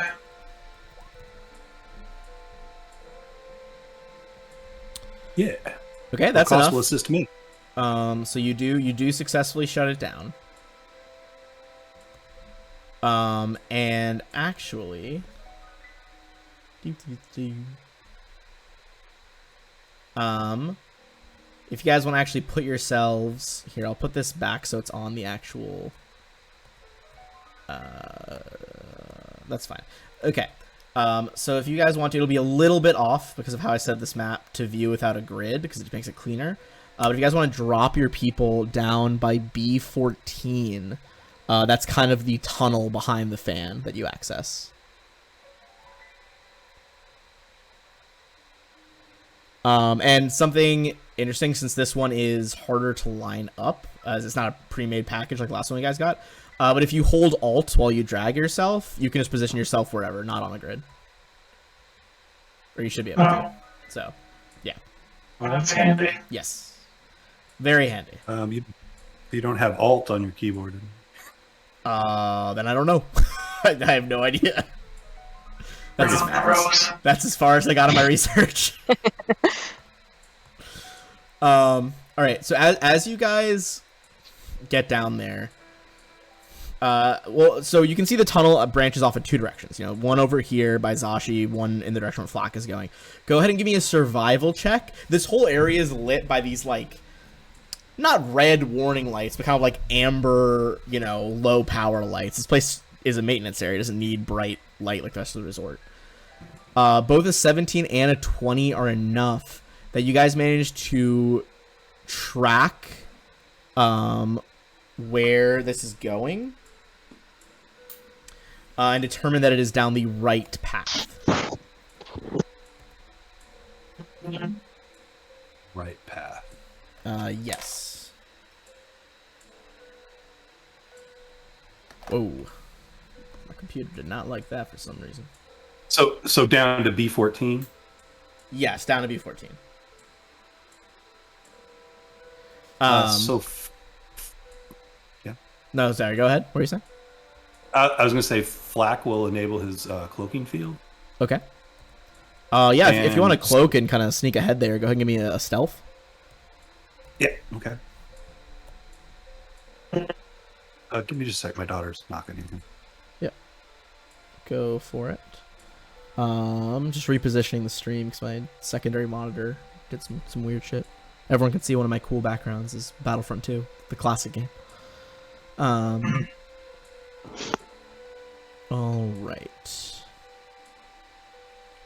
So you guys made it there. You found the survival check.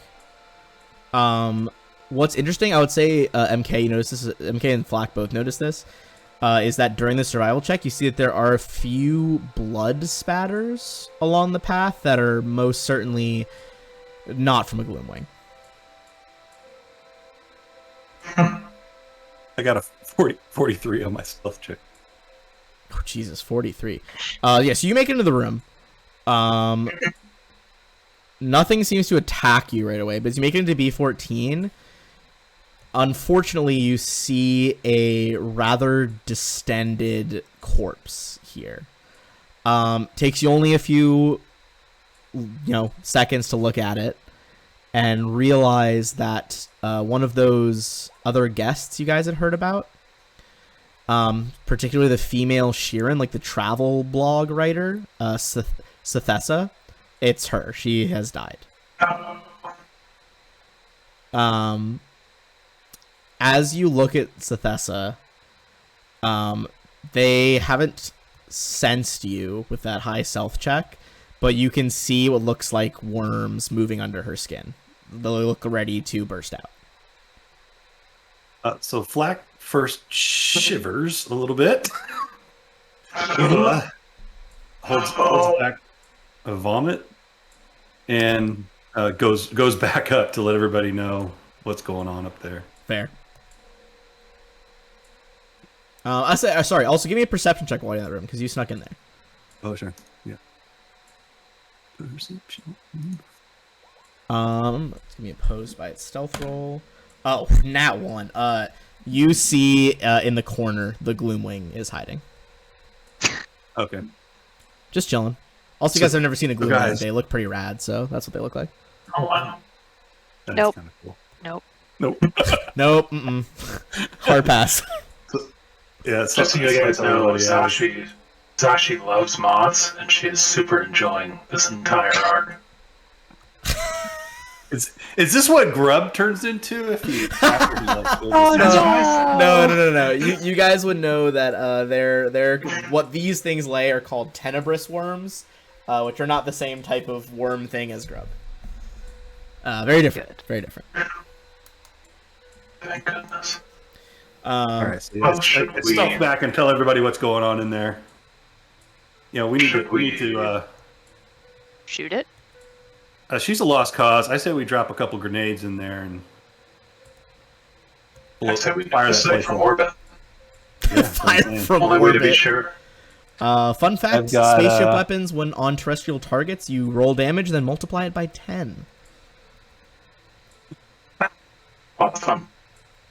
So I have a incendiary grenade Mark III Ooh, nice. Okay. Good that start. I only It's have a- incendiary 1. Do we want to use a grenade like that on this, or is there another way we can kill it with fire? Kill it with fire.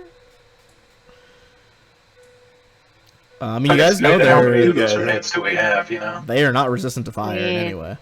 I've got plenty I of grenades. have the artillery laser. If we wanted. I've got some Molotov cocktails. We could roll all 6 of those things in There there. we Just light 'em go. up. Wait, are you carrying the artillery laser with you?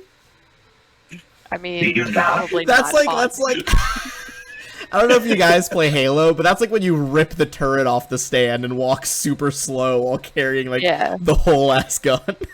No, alright, I appreciate that maybe. But Zashi is carrying everything humanly possible. That's true. You do have like a grenade launcher, fucking regular rifle, laser rifle. But, I mean, maybe I'll let you if you want an for this. aircraft gun is not, Honestly, that'd be hilarious. It almost sounds like a Especially because Philip was like, for "Oh, the Molotov cocktail." you guys should look like heroes, but not too many weapons." He's like, "Oh, you mean this giant turret I'm using 2 hands to lift?" Old penis. Ugh, You can have my weapons if you take them from me. Jesus. I feel like Zashi is like that scene in every like hardened criminal movie where the bouncer makes them turn over their weapons and they just keep pulling out weaponry. This is true. That is what she aspires to. So you're gonna lob all those fucking Molotovs in there? I don't know. I guess I'm asking. Yeah, I think that would be hilarious and fun. But Clink, clink. I mean, the risk, I think, is that we may destroy some evidence that's on the remains of the Sheeran. But you know what? If she's packed to the gills with worms, I'm fine with that. I mean, is the other option that we go in and kill the moth? Do these moths have attacks, or they confuse, right? Do you really want to find out? Their wings can confuse, their pheromones can fatigue, Right. but also, yes, they can just straight up bite you. Ugh, I really don't want that. Yeah. if nothing else, we soften them up with some Molotovs. Let me ask you a question. Is there any obvious sort of like fire suppression system here? Like water spigots? I mean, like if we light this up, is it going to be put out fairly quickly, or are we, So or are we going there's to be not- fighting a fire? There's not like fire suppression shit down. So basically, like branching off from where you guys are, like yeah, you're in the maintenance tunnels, kind of around this area, right? You know, all these like very narrow passages.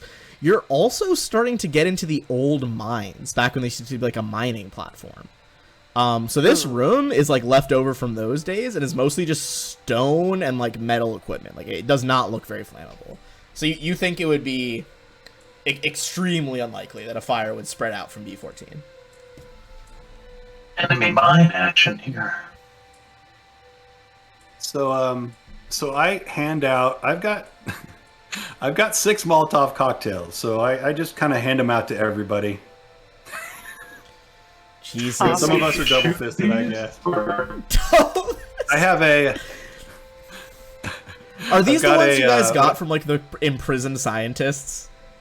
Exactly right. Yeah. Honestly, so funny that like if there was ever a weapon that I never thought I would like store in my house, it would be a Molotov. Like a Molotov, you make it and you fucking throw it. Right. Yeah. Who makes those in advance? Stockpile Molotov cocktails. I've been carrying them around for months.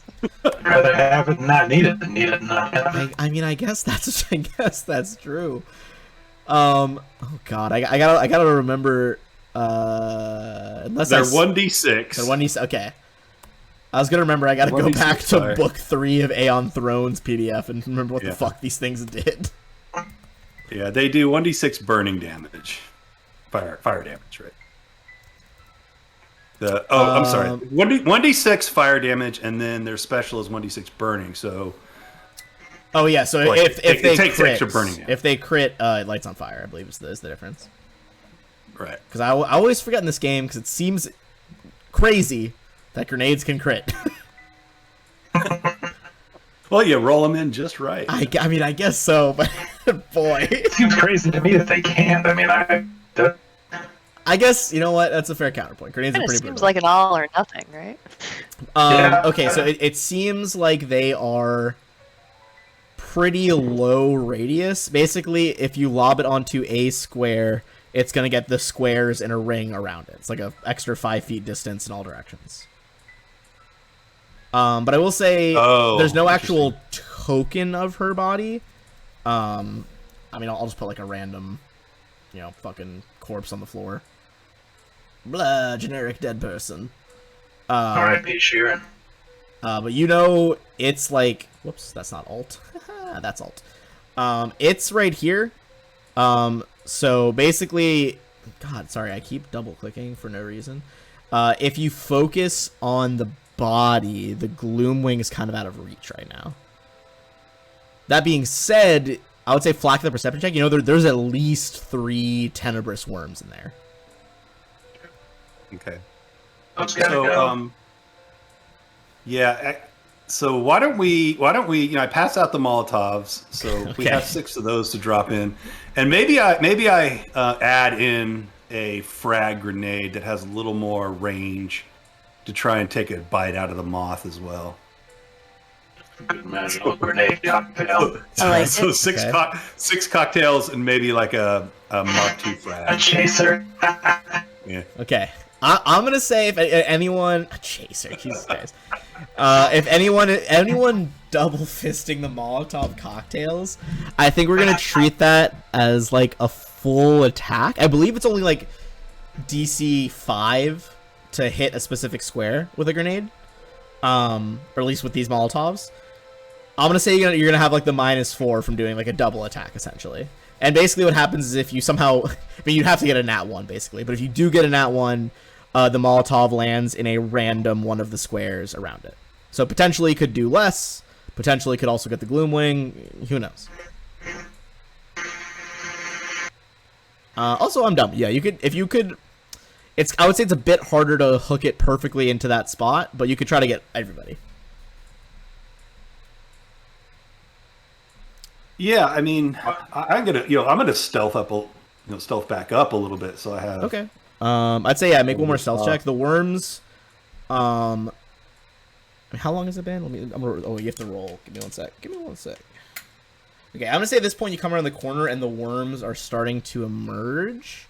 So I'm gonna drop them on the map really quick instead of the body. Rolling for where they're gonna pop out from that spot.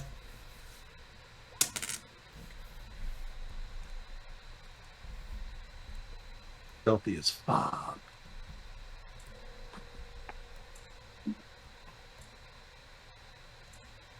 And one comes out perfectly where the body was. I don't know why it supersized it. Well, there you go. That's what they look like, just so you guys know. Nope. They're occupying like a medium square. But they are small sized. Actually, they might actually even be tiny now that I think about it. Let me double check. Up. Okay, they are small sized. I just double checked. Yeah, they kind of just That's the highest stealth I can get without a nat 20. Holy fucking god! I mean, yeah, they don't see you. Yeah. So Light them up. Light them up. Okay. So I guess let's just go down the hallway. So MK, you're throwing 2 Molotovs. Oh no, I'm gonna let other people throw things. Okay. That's not my Who's strong suit. who's throwing Molotovs you- first? I guess I should ask. You need to throw at least one MK because we have 6, and I'm also throwing a frag grenade. It is also only like jeez. a DC 5 to hit your square, you know, so not too bad. Okay. Alright. And you get to add your dex to it as well. So Okay. I think a normal grenade you add your like BAB and all that stuff too, but I mean it's a fucking bottle of liquor with a fucking lit rag stuck in it. Can I use Psychokinetic Hand to just drop it on him? How much can Psychokinetic Hand lift? You can More than move- 10 pounds. no more than 10 pounds or 1 bulk. These are certainly less than 1 bulk. Can propel the object as far as 15 feet in any direction.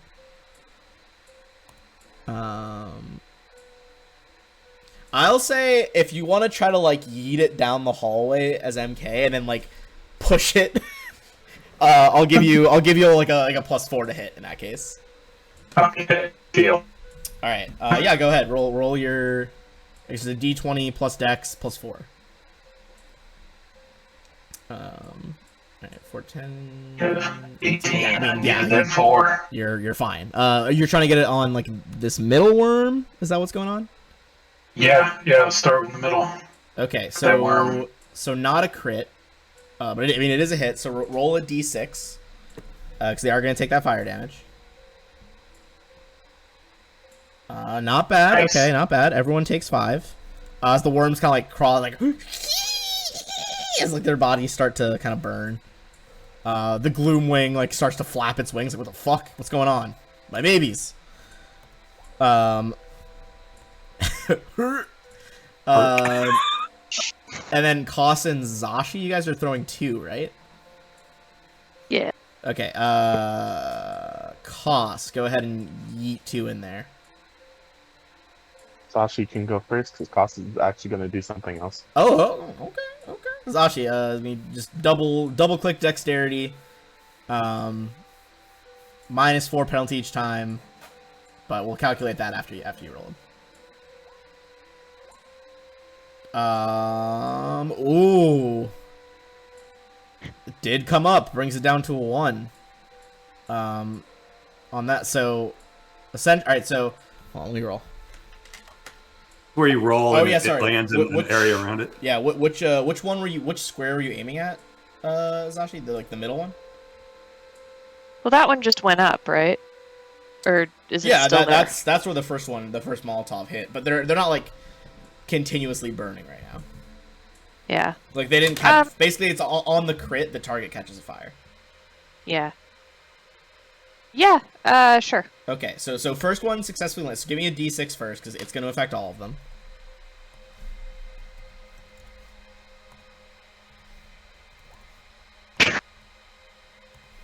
Okay, cool. Yeah. No doubt.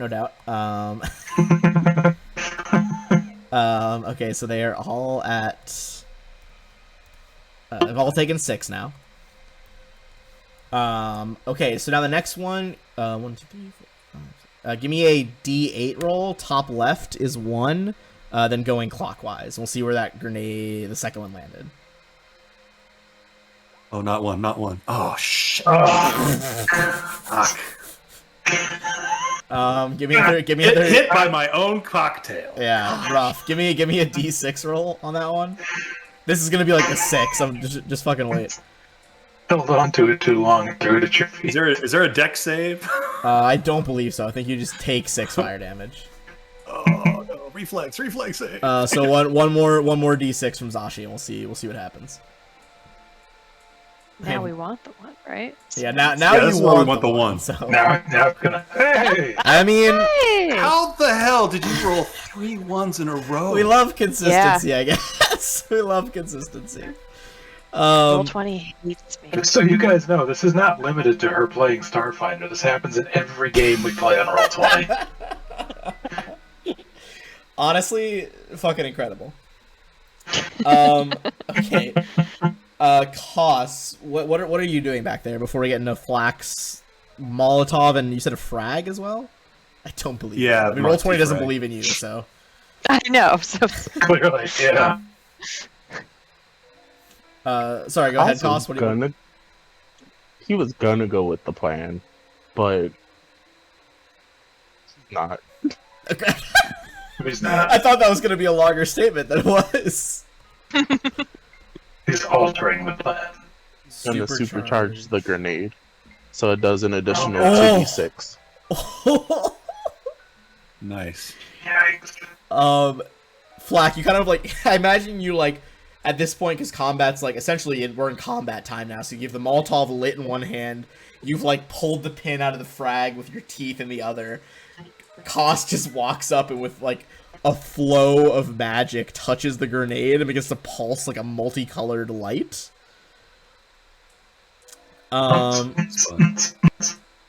Goodness gracious. Okay. So he has to glow. Go ahead and we'll save the special grenade for last. Go ahead and roll the Molotov first, or the dex check to throw that Molotov.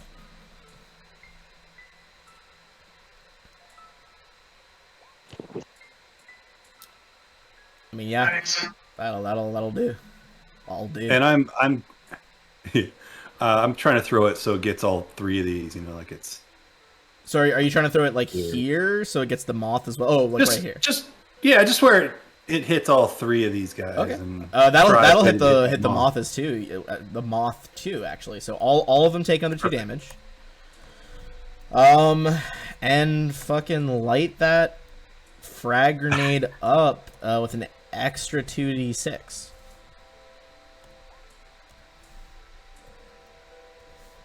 Okay, so we got 14. So 18. Yeah, so everyone, I mean, hits perfectly fine. All of them take another 4 8 or total. 8. Sorry, 8.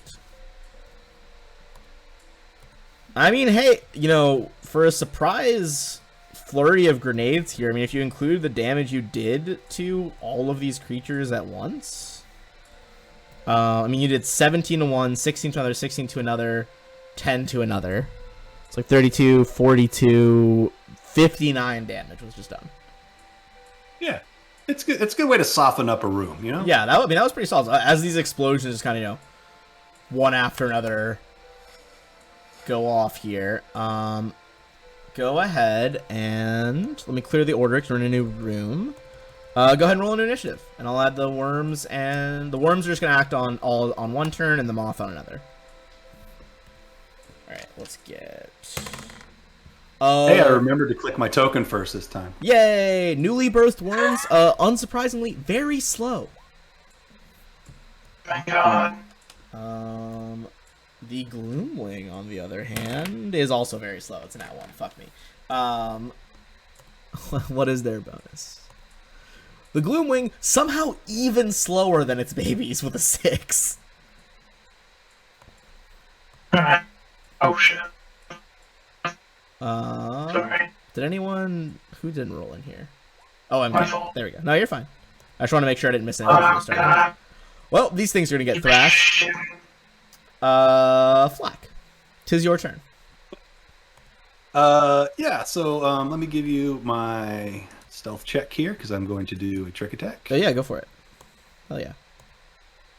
And I still have my cloaking field going. 33 stealth. Yeah, that definitely, well, exactly, yeah, that beats Gloomwing CR. You're fine. Ooh, on an at 1, though, it's Right. gonna miss.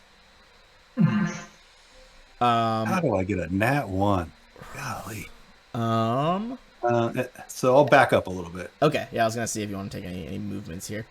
In that Yes. case, Koss, what are you gonna do?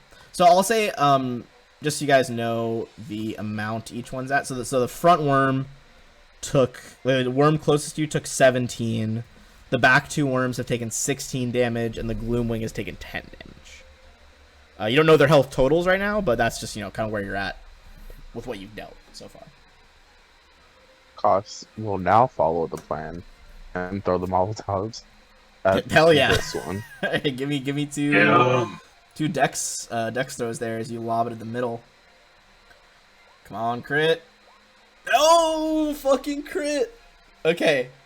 Oh. Oh, hell yeah, boy. Oh, my goodness. All right. First one, roll a d6. Okay, all right. Everyone takes 1. The next one is going to be 2d6 because it's 1d6 from the Molotov and then another d6 from the first round of them burning. Basically, they're going to have to take actions to... Okay, so everyone takes another 3. They might be... They're probably not going to be smart enough, honestly, to try to extinguish the flames. So they're probably just going to keep burning. Dumb worms. I mean, yeah, they have, like... How much? Tenebrous worms have have -4 intelligence. Or like a -4 bonus to intelligence. They real dumb. You see the fire is not spreading to the old rock of these mines, but you toss those in, all of the creatures are just fucking burning right now.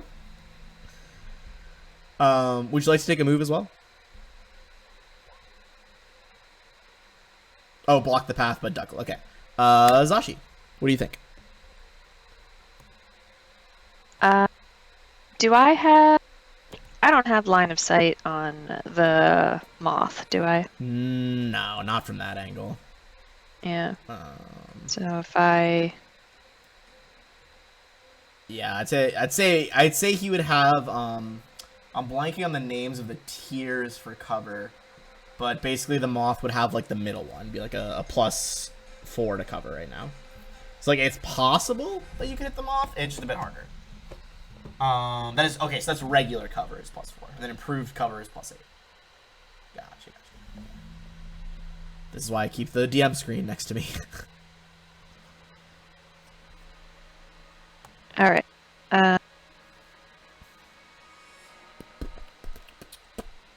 Okay. So if I moved up to just behind Cost, would I be able to see at all? No, not really, right? No, I'd say you'd have to at least be in front of Cost to avoid that penalty. Because from here, you're just shooting through that wall essentially. Yeah. Go. So how far did I have to go? I had to get to them. Let's see. So if you went down the row, kind of hooked a turn, like 25, 30 feet would get you all the way to the bottom. Right. That's what I'll do. Come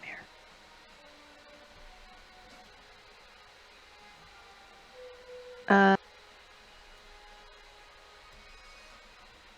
Since the pike is a reach weapon, I'll go ahead and stay 5 feet back from them. Oh, yeah, because, totally. you know, why not? Why tempt fate? Yeah. So are you going for top one or bottom one? Top one. Okay. I mean, yeah, you think that one's taking one more damage, so not too much of a difference, but something. Yeah. Alright. She brave. Good. Brave, but not. If you got reach, you need reach. That's good stuff. Yeah. Fair. I mean, hey, fair. Oh, there's some good rolls. Nice. Just the epitome of icy hot here. Awesome. As this thing has been lit on fire by Koss, and then you slow its body with frost. You kind of just jab it between the mandibles, kind of freezing it from the inside as the outside cooks. It is barely alive with that 20 damage. It is still alive. It is still alive. They do have a decent chunk of health, but it's looking pretty fucked up from that combo. Can I now use Cleave as well? Even though I didn't say I was going to use it before. Yeah, I don't actually think Cleave says you have to call it or declare it beforehand. Okay. Also, if you guys, I mean, you can search it online as well, but with the rulebook stuff I got, if you go to the compendium, the little eye in the corner, you can type in your feats and stuff, and you can just click them. It'll tell you what you need. Cool. Yeah, it just says as a standard action for Cleave. So All right. you could definitely do it. So I'll next attack this southmost one. Okay, go for it. I guess it doesn't go pew. Crack! Because you hit it with the 18 again does hit it for 16 as the pair of them are just like, this is horrible. just horrible noise. Oh my god, that killed my throat more than I thought it would. MK, your turn. MK is going to summon forth 3 differently colored stars that circle around his hands, and oh shit, I clicked it, nothing happened. And then fire them at the 3 worms. Oh hell yeah! Space missiles. There we go. Space magic missiles. Sorry, are you doing? Fuck them up. Are you doing 1 on each or all 3 on like the lead worm? 1 on each. Okay. Go ahead and roll. Did it roll already? No. Okay. No. So yeah, do the damage rolls on that one. Okay. I'm just gonna go clockwise. So top left is gonna take that 4, then 3, then 5. Ooh, 5. I will say the top left one, like it looks like a stiff breeze is gonna knock it over. Like it might actually cost because of you. It might burn to death like this round. Nice. So they're dumb. They, -4 intelligence, and also they just hatched. So they're not gonna be trying to stop, drop, and roll. Believe it or not. I'm gonna roll a d6, same damage for all 3 worms, and then I'll roll a separate d6 for the moth. That is a 5. The lead worm burns up, curls up in a ball, and is dead. So we got 1 out the way, thanks to Koss's thing. The other 2 take some more damage. Little baby moths. I will say, so the far right worm is the least damage now, looking still about half health. Again, this bottom one is in like magic missile could finish it off territory, very low. And the moth is going to take 2 from still being on fire. All right, the remaining worms, dumb as bricks. They're going to advance on Zashi here. The back one will provoke Zashi because it's going through that reach of your melee weapon. So I get opportunity attack. Yes, with your cryopike. Awesome. Dislike. Oh, yeah, for another 8. Remember how I said this one was like still looking at about half now? Both of them are at the point where one of those star motes, shooting stars, could kill it. They're both looking real fucked up. That being said, they are both going to attack, and as it is only lit by amber light and flickering flames in here, it's still considered dim light. So the acid that they add on to their bite is actually worse, because these are shadow creatures from the plane of shadow. Their acid does more damage in the dark. Whoa. Yeah, it's trippy. So let me roll to see if it even hits you first. What's your KAC? 21. Okay, that is gonna hit. I needs another D4. There we go.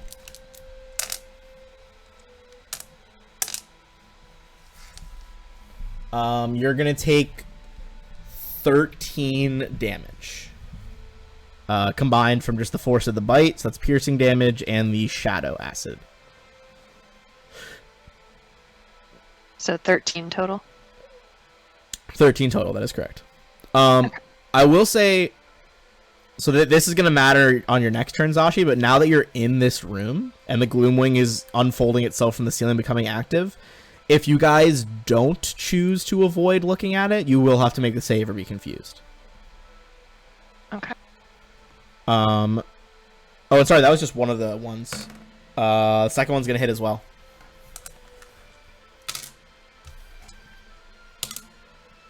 How did those idiot guards kill one of these? I got lucky. Wow, they were playing grab ass with each other. This time you're going to take 16 damage from the other one's bite. That is going to be the Gloomwing. It already took its fire damage from burning. It is going to fly to here. But unlike its compatriot worms, it does have reach because it is a large creature. So it is going to try and bite you, Zashi. Also, now that it has kind of unfurled its wings and they're flapping, first of all, everyone within 30 feet, which I believe is going to be everybody, is going to have to make the save versus pheromones. So that is going to be a fortitude save versus pheromones. Go back to when it was a will save. 22 or 20. Oh, not 20 on the 24. 14. The DC is actually 14, so everyone passes that. Although Colossus, you still need to roll. Oh no, you did. Sorry, yours is just, I forgot your block is longer, so it didn't scroll up enough. Yeah, you're all good. So you resist the pheromones. Now it's gonna go in for the bite on Zashi. That is a 30 to hit. Oh. Jesus. Yeah, well, big monsters, big chance to hit. It is going to do 12 piercing damage on you, but it cannot do its implant eggs ability because you are not helpless right now. Not. Flack. So Flack, now that the monster is there, are you choosing to avoid eye contact or what? Or wing contact, I guess. Well, I want to shoot it, so I guess I'm going to have to at least maybe look that way. So yeah. Okay. I want to. If you're going for it, then give me a. Well, you can still shoot at it if you avoid it. It just has 20% concealment. Okay, let's do that. Okay. So 39 for my trick attack stealth. Yep, that beats its the 20 plus CR for sure. 26. Okay, so that is a potential hit. Roll a D100 on a 1 through a 20. It's gonna miss because you're trying to avoid the looking at the wings.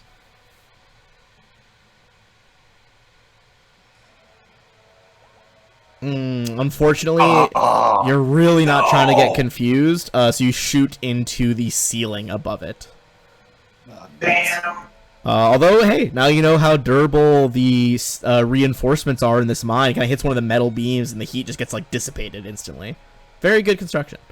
But unfortunately, that is going to be cost now. Unless Flack, do you want to try to move in anywhere there? Or? No, I think I'm gonna stay here and just keep shooting. Fair enough. Costs. So the worms are looking pretty much one shot. Moth's still looking pretty good though. Also gonna do his trusty old combat tracking and gore. All right, go for it. Your eye glowing red.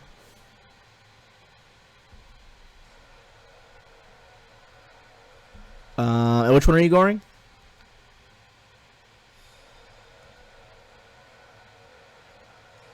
Hello. Oh no. There. There we go. Okay. 28 for 20. Good God. That was on the moth, you said? All right. Moth is. Yes. Oh. Are you avoiding eye contact or avoiding wing contact?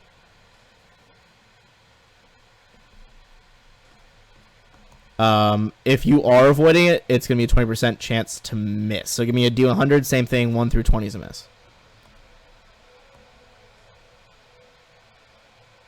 Sorry, my sound cut out. What was that?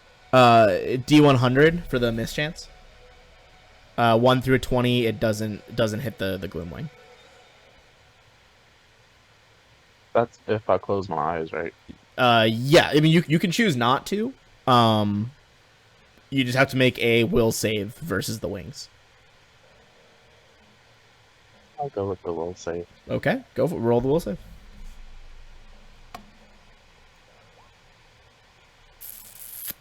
Just barely, but you do clear it. So you are not confused. All right. In that case, since you didn't look away, that does hit for 20 as your horns kind of gore a large hole in the right wing of the moth. Brings us back to Zashi.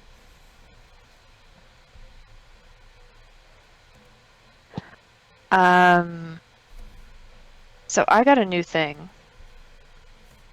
And Ooh. let's see if it can help me if I can find it. Maybe I didn't put it in here. Blind fight. It might be in the compendium. Let me see. Yeah, it is. Hold on. Blind fight. Blind fight. You're skilled at attacking opponents you can't clearly see. In melee, every time you miss because of concealment, you can re-roll your mischance once per time to see if you actually hit. So can I use that to try to take a swing at the moth without directly looking at it? Yes. So basically, that means you, if you fuck up the first D100 roll, you can roll it again. Yeah. Yeah. Go for. So first, see if you actually hit its AC to start with. So first, just a regular attack. Yeah, just a regular attack. And you could cleave here if you want to start with him and go to one of the worms. If I can. Let's see if I hit. Okay, so that is going to be a hit. So now, since you're looking away from the wings, the D100 roll.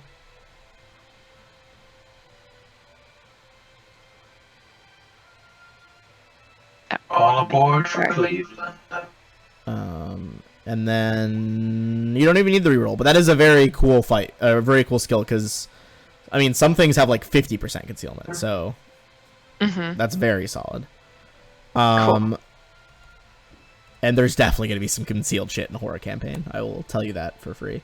I thought Yeah. maybe I didn't know it would come in, right away, but Yeah.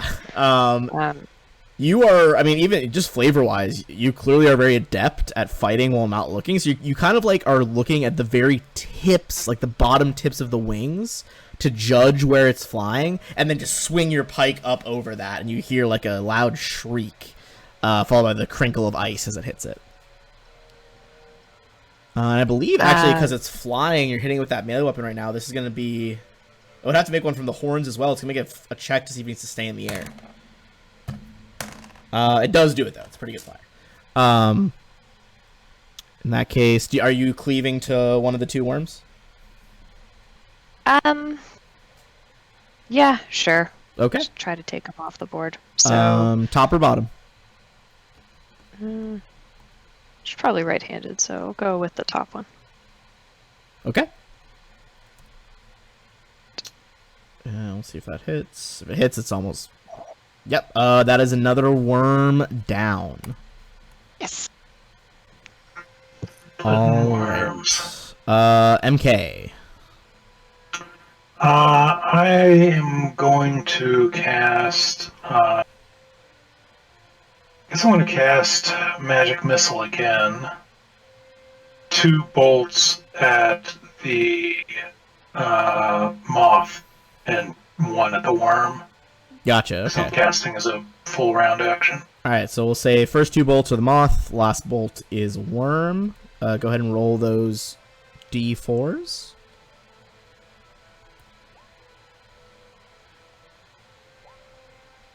Hey, 3s across the board. The moth is still up as 2, magic missiles fly out here. They're the shooting stars. Balls of colorful light slam into the Gloomwing. It is still up, but it's starting to look pretty bloodied here. The other worm, I'll tell you right now, they have 50 health. It had 47 left, so 3 is exactly what you needed. That one goes down as well, as the room is just filled with like burning worm bodies. So I'm gonna take them out of the initiative order. Good riddance. The moth's also still burning. Ooh. Cost, good on you. It's at a 6 damage on the moth right now. This would be going better if you guys were failing any of its saves. Honestly, they aren't very intelligent, Gloomwings, and both Zashi and Koss fucked it up pretty bad. So I'm gonna say evens odds. Evens is gonna be Zashi, odds Koss. Zashi is gonna try to bite you again. It was a 27. It hits. This time you're gonna take 12 damage. All right. I need to take a minute after this, guys. As it kind of lashes out with this almost like a hardened like proboscis, like the feeding tube that it curls up out of its mouth and just lashes at you. Flack. No me. Yes. Black is going to do what he does. Hopefully he hits this time. 46 for my stealth. I was texting my friend. Holy shit! First of all, yes, 46 passes. My friend Ash texted me like, "What's going on in the game?" I was like, "Molotov cocktails versus Moth." They were just like, "I don't know what that means. Are you committing war crimes on bugs?" I'm like, "No. The party is." 21. That is a shot. Are you looking away? No, I'll roll the D100. So you are looking away if you're rolling. Yeah, I'm sorry. Oh, okay. Yeah. Gotcha. Yeah, go ahead. Roll the D100. I'd rather do a D100 than a will save. I mean, that's a fair trade-off. That does go through. All right, so 20 more damage. 33 God damn. damage. Jesus. It's been a while since we've seen a good flak attack of that. Let me double check this thing's health here. God. All right. I mean, with these combined injuries, Koss, you ripped a hole through the wing with those horns and the gore attack. The pike did all that damage, lashing into kind of its like thorax, midsection area. Flak, you kind of catch it like straight between the bases of the antenna, like right in the head. And the Gloomwing is going to drop. Awesome. All right, so that was, that was like 3 CR4 creatures. That's not bad. Everybody's gonna get 1,200 from that encounter. XP. Nice. Each, yes. Sorry, if I didn't clarify that. I'm gonna say at that point, let's take a quick ad break / bathroom break, because I got very sucked in the story there, and I did not realize how long we've been playing. For those watching, we're gonna run a quick ad break, and we'll be back in about. You guys want to do 5 minute, just 5 minute break? Yeah. Okay, sounds good. I'll mute us while we're gone. Thanks everyone for watching, and stick around, please.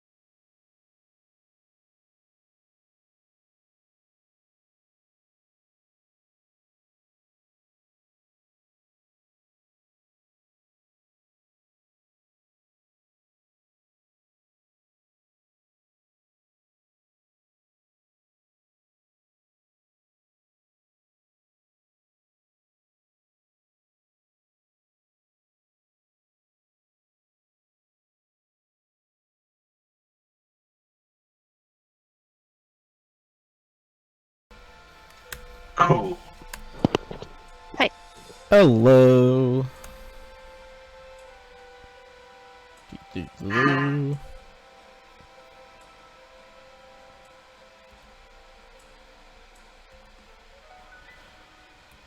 What was the program you're using for the robot voice?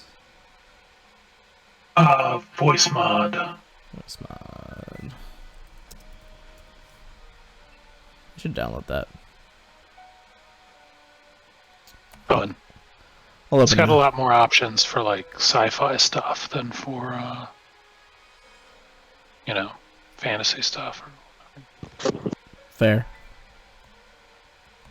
All right. Did we lose somebody? I thought I heard somebody drop Plus off. cost. Oh yeah, I just checked the chat.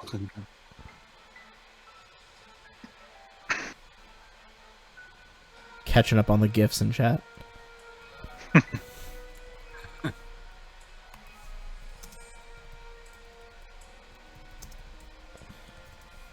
Well, we're waiting for costs. Yes. Is there? Do you know of any? I kind of did a quick search and I didn't see anything. Is there anything like a tracking device in Starfinder, like you could slip onto somebody and then like track their location? Ooh, I feel like there is a name for. Let's see if I can find it in the compendium. What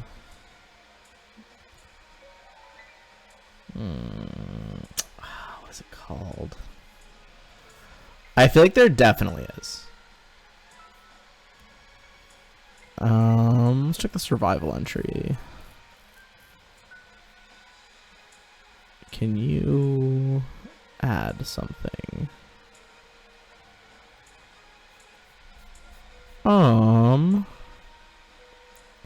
If there is not, I feel like we can definitely homebrew something. Like maybe it takes a like sleight of hand versus perception to put it on there. And then I imagine Probably some kind of range. yeah, there's probably some range. I would imagine it might. Maybe you could just use it as like a static bonus to a survival check to like track stuff. Like maybe if it's tech, I would imagine it's probably pretty big. Maybe like a +10 to the roll. Yeah. Which would be pretty sizable for that type of roll. Yeah. Um, We also have that motion detector I keep forgetting about. Yes, you guys do have the motion detector. So it says a normal survival check. On like there's lots of modifiers it gives you. So like on a moonlit night, you get like a +3 to find stuff. If it's just moonlit, you get a +3 like modifier on the DC. Or like if there's no light, it's +6 to find stuff. I would say. Oh, here we go. Tracking bug. Is that what you're looking at? Oh, that might work. Yeah, I was just looking at different like what the regular DCs are for tracking. Like on hard ground, flooring and bare rock, the DC's 20. I'd say maybe you would reduce that by like 5 or 10. But if there's already a tracking bug, like let's check that out. There is. You gain a +4 circumstance bonus to the check. Let's see here. Oh, I was close. I said a +5. Look at me reading Yeah. Paizo's mind. Oh wow, it's 4,250 credits. That feels Not like today. a lot for a +4. Well, I guess I gotta always remind myself that Starfinder the bonuses aren't quite as crazy as Pathfinder 1E. So like maybe that's reasonable. What did they add that in? I wonder. Oh, it was added in Pact Worlds. That would explain it. I don't think I have Pact Worlds. Although I finally got my bookshelves up. Oh, cost, you're back. Sorry. And so a lot of my Pathfinder books out there, but all my like reference books for streaming, like all like the ultimate equipment, shit like that, is all right next to me on the shelf by my desk. Nice. All like the old APs and stuff that I have are out there on the regular bookshelf though. Nice. All right, cool. We got everybody back now. So you guys have kind of clear the board here. You guys successfully killed off those dudes. Hell yeah. Okay, so you guys have done that. You're in the old mines. What do you guys do now? So we did notice that there was more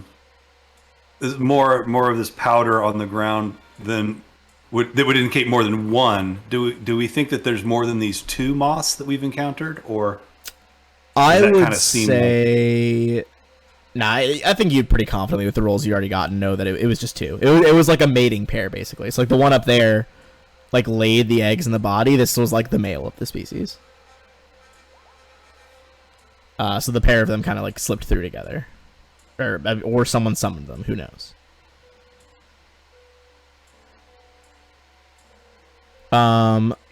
is this a door right here? It is, but that one's collapsed. That's to, like, the old mines. I will say, you don't see any in here, but, I mean, you would notice, kind of, let me ping, you guys got around it through the vents, which is probably a security breach that the security team's gonna plug up. Now, normally there's some thick doors here that block entry to this area. That being said, this is a maintenance quarter. There are security cameras here. If you guys want to try to make a computer check to see if you can catch anything about Casetha's, untimely demise. Yeah. Or Sethessa, sorry, not Casetha. 30. Oh yeah, Flack, that'll do it. Okay. So you kind of patch into the video footage here the past several nights.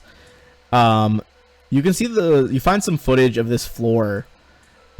She's wandering the resort kind of late a few nights ago. Cathessa almost seems in like a trance. She ends up in the Boundless Sunroom, which you guys would know it's kind of hidden behind our friend the doctor's face. But it's this room over here that is in eternal sunlight, even if it's nighttime on the station, with like the big pool and like hot tubs.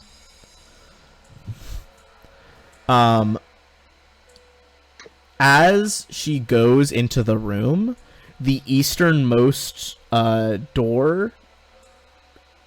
Sorry, let's see. So she goes through there. Sorry, my map is confusing me. Yes, because the orientation is not... Okay, so the right side of the map is north for this orientation. I flipped it so you guys could read it better. So the easternmost doors would be down here by the bottom of the Boundless Sunroom. As she enters the room, the doors open by themselves, and she goes through. Looks like she's reaching out almost to greet, like, a friend, maybe? Like, hug a loved one kind of thing. Give me a perception check as you guys watch this weird scene. Yeah, are there any shadows, too? Could be what you're looking for. MK, you notice and Flack, you guys notice a humanoid shadow moving against the light in only a few of the different frames. And it's very, like, out of sync with the video. But the audio, you can't quite hear her talking, but you do kind of make out something coming from the shadow as it leads her out of the room that's just, like kind of, like, not gravelly, like static. It's like, shh, yes, me, brother. As she, like, follows it out. You guys can make a culture check as you kind of look up this famous, travel writer on the infosphere. See if you know anything about her and, like, her brother and all that. Oh, man. You go to, Starfinder version of Google Cathessa and just absolutely butcher the spelling of her name. And it returns up like 0 results. You're like, huh, she must have been like a really bad blogger. 16. Oh, okay. 16 wasn't quite enough. 27 though it costs. Killing it on the checks tonight. You know that she grew up on Verces and was involved in a horrible vehicle crash in the city of Nabicon when she was really young, in which her brother and her father, who was their only parent, were killed.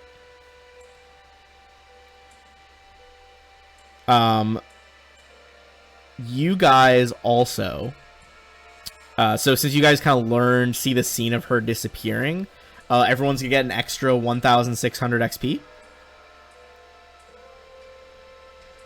Additionally, I forgot to say this when you guys killed it right away.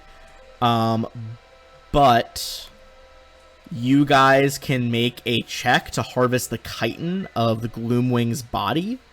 Some jewelers and even mystics value it as a special material. What kind of check? Sorry, 1,600. That's a survival check. As you try to harvest the chitin. If you succeed, you get 1d4 pieces of chitin. Each are worth 500 credits. Ooh.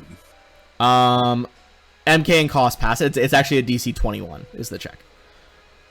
So I'm going to say because you guys, the 3 worms were born as well, I'm going to let each of you guys roll a d4 to see how much chitin you can get here. So MK and cost, sorry, are the 2 that get to roll the d4. 3, nice. Fucking good rolls. Cool. So 7 helpings of the chitin, each worth 500 credits. So yeah, big payday from these monsters. They're also like exceptionally and also we're getting another Smurg hint here in a second. But they're valuable. It's exceptionally rare. They're not from this plane. Some jewelers would pay handsomely for that. We can presume some of like the various shops in here would buy it from you though. Nice. Cool. So despite the grossness of that encounter, you guys do have some money to show for it. You guys got the bonus XP. Looking good all round. So kind of at this point, we're going to start transitioning into actually part 2 of 3 in book 1. So you guys just finished part 1, which is Twilight and Elysium. We are now moving into part 2 of the first book, which is called Waking Nightmares. Encouraging, right? Ooh. More of the powder. I'm gonna say, it's powder. Powder usually is pretty flammable when a flame's introduced. I'm gonna say, give me a survival check to harvest the powder as well. See how many you can kind of scrape together out of the ashes here. And if someone wants to help as well, they can too. I'll help out. Survival? Yeah, this would be another survival check.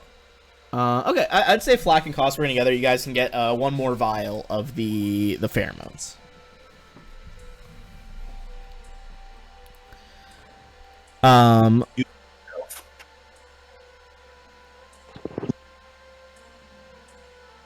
All right.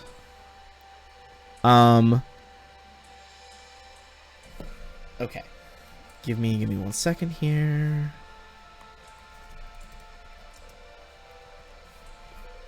I really want to explore the mines, guys. Yeah. Check it out. The mines do be creepy. We should at least take a short rest before we go down there. I figure that's at least what I'm doing while you guys are mining for worm parts. All right. So yeah, the harvesting I believe takes 10 minutes, which is the same time as using a stamina point to reset. Awesome. Tries us to cut the powder with some ashes. Okay. So as Smurg appears here,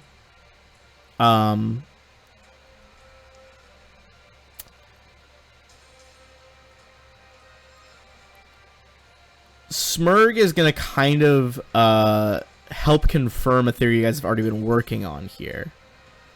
As the dwarf kind of pops out of like the clogged up mine entrance as if it wasn't collapsed. He's like, "Hey, have you guys had a chance to study any more about that shadow signal thing going on? You know, the app signal." We've been a little distracted, actually. Okay. All right. Well, here's the thing. That shadow signal, the one that's in the hybrid app, it is still a curse, and curses can interact negatively with shadow plane magics.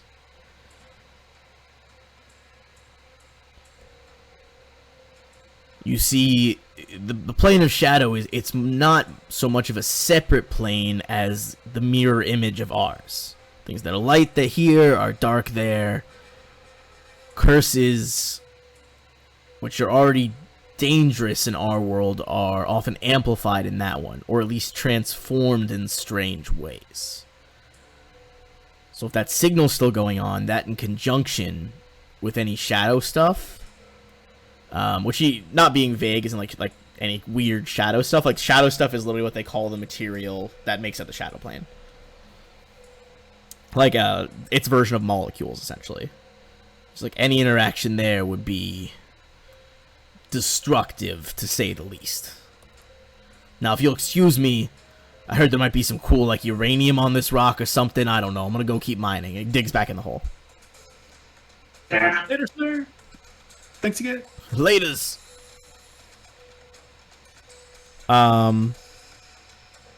Double cursed. Are we double cursed? Who knows? Alright, Well, I'll tell you right now, there are no more... You could tell us. I mean, I do, in reality, yes, I do know. So this is about the, I believe, 5th day on the station. Not much more, nothing, no big events are going to happen on the rest of the 5th day. Is there anyone you guys want to talk to? If not, you guys can get a good night's sleep. Well, you're going to have to roll against some of the stuff you've been rolling against at night anyway. But if you want to sleep, then we can just go straight to the next day. But if there's stuff you guys want to do, by all means, go for it. Can we sell this chitin while the... Yeah, I would lockdown's say. I mean, the merchants. I mean, the merchants have nowhere to go. They're happy to buy product. Like they're trapped on the station right now. So I would say if you want to just go ahead and convert those in your inventory to credits, I don't have a problem with that. That's fine. Okay. Do we want to follow up with Romy? Or the doctor? On the app to see if they've made any progress, you mean? Yeah, I'm just thinking if there's anything we want to do before we head down in the mines. Do they Do we sell wanna buy any grenades gear or on this? anything? I don't know if they sell grenades. I will check. What do you need? I mean, I don't want to seem Fox like like, a hey, what grenade. do you guys need? You want some stuff? Well, I got you. I would just like to make sure we have lots of grenades. So, yeah. There are kind of like some smaller like side arms and knives and stuff. There's not a lot of military hardware being sold at a resort, believe it or not. Should have bought so many more grenades before we came here. So do you guys want to catch up with the doctor and then maybe get some rest, or are you looking for your friend Romy?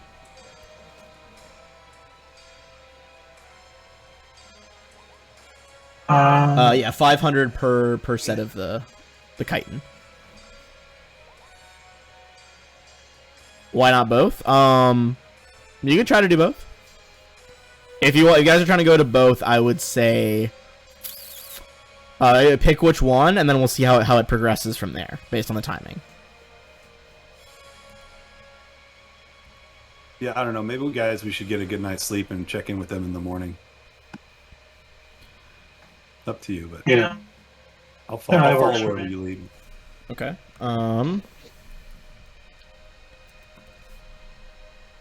All right.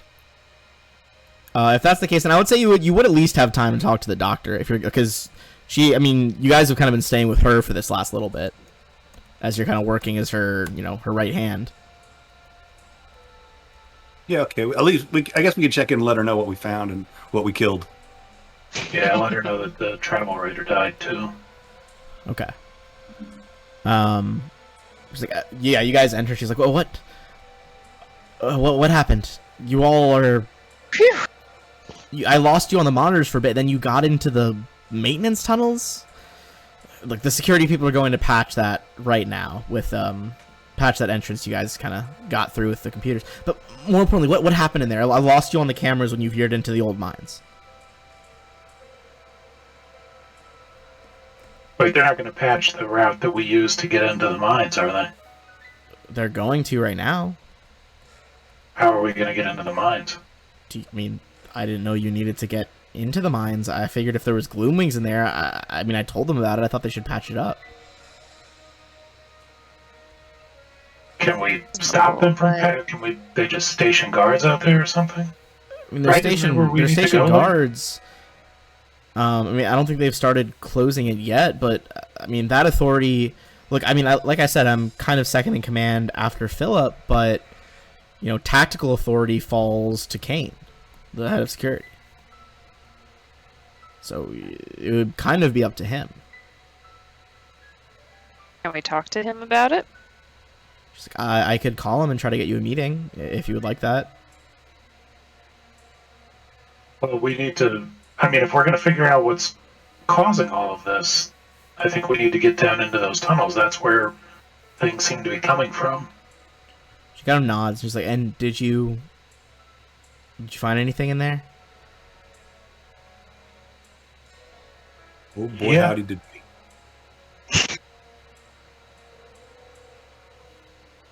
Yeah, you could say that. Was it Abadar's first vault? I mean, well, don't leave me in suspense. What happened in there? Have you heard of a Gloomwing? I have. I mean, that's the moth thing they killed, right? I thought they'd already dealt with it. It had a mate, and it had Oh, the plot. you know, how do we put this? It Gross. exceeded itself in one of your guests. Do you actually say the blogger and character cost? Yeah. Oh, Sorry. oh. The blogger.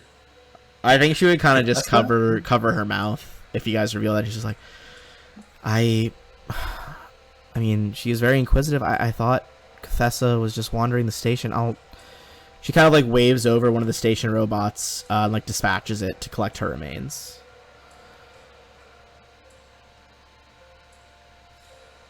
Might be a little crispy.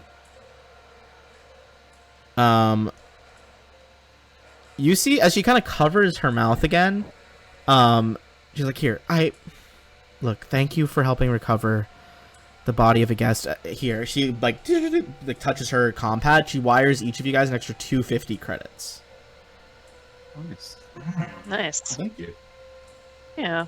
Everyone, like as the body's kind of brought in, she puts it in kind of like a cold storage pod for now until they can find a good way to dispose of it. She looks very upset by it. Everyone, go ahead and give me a sense motive check. Sorry, this is on, the person who looks the most upset actually is Risona, one of her assistants. So that's who you're sensing right now. Ooh, that 30 got real lucky. Because Well, it's got nothing to do with it. that was being opposed by Risona's bluff check. You guys remember Risona? She's like the female reptoid one. Yeah. Yeah. She is putting on an act. She's not that upset. Oh. Well, I don't know. But... You're not quite sure exactly what it is. Like I wouldn't say you're not positive she's not upset, but you can definitely tell on this successful sense motive versus bluff check that something's not right about the situation, about how Risona's acting. And this was after we mentioned the death of Thessa? Cathessa, yeah. The robot went and retrieved the body once you guys kind of told. So basically, they sent one of the those station robots that you guys can use the app for everything. Get them to bring you drinks and stuff. They sent one to go get Cathessa's body, and once it was brought back in, Risona, the reptoid woman, she put it into like a cold storage container so they can figure out what to do with it. Can we roll culture to see if there's anything like, Sheeran aren't exactly popular. Can we roll to see if there's any kind of like species component to this? Oh, like some xenophobic behavior between those two species. Yeah. Never invite a schloopy doop and a smoopy doop to the same party. Yeah. Yeah, let's say give me a culture check.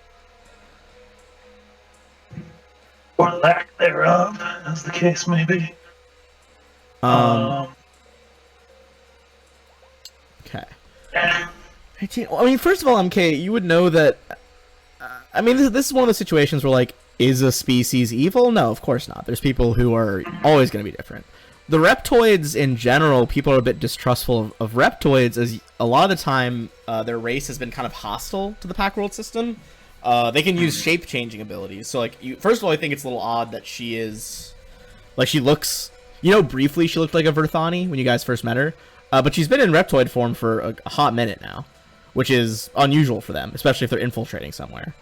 That she's kind of calling attention to herself, almost. You know that... You don't think that they necessarily have any particular distrust of Cthulhu's species, but you know that the reptoid species has been, according to some like pre-Gap historians, been fucking even with Galarian before Galarian vanished. Like they've been messing with people for a long time. But I would say that's kind of all you get on the 19. Okay. I'll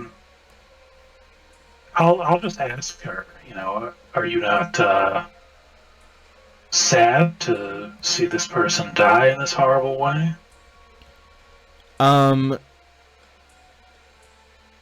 She is just like... She kind of like eyes you guys warily. They kind of have, to describe them, they kind of have these like, they have scaly skin and kind of like a large dorsal crest on their head. Her tongue kind of like flickers out over some pointed teeth, and she's just like, "Look, I'm a big fan of the travel writer's work. It's quite a blow to all of us who enjoy the travel scene."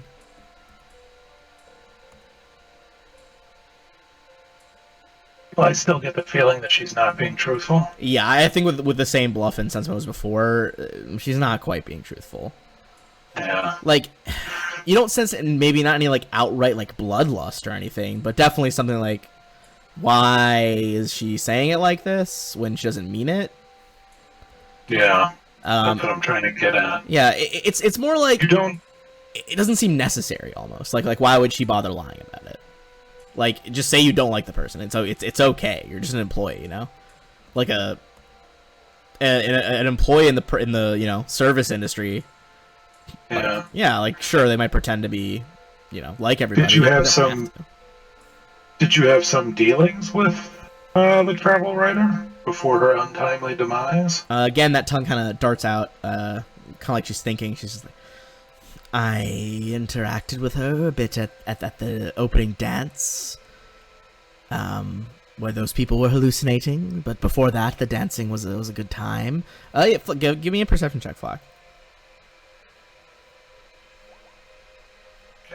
Shadows everywhere. I think I put it together.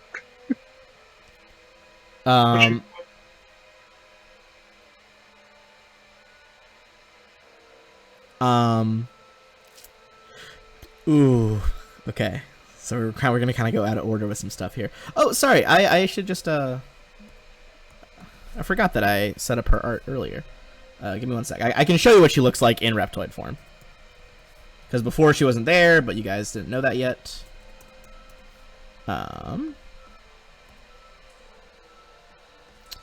Anyway, while I work on that,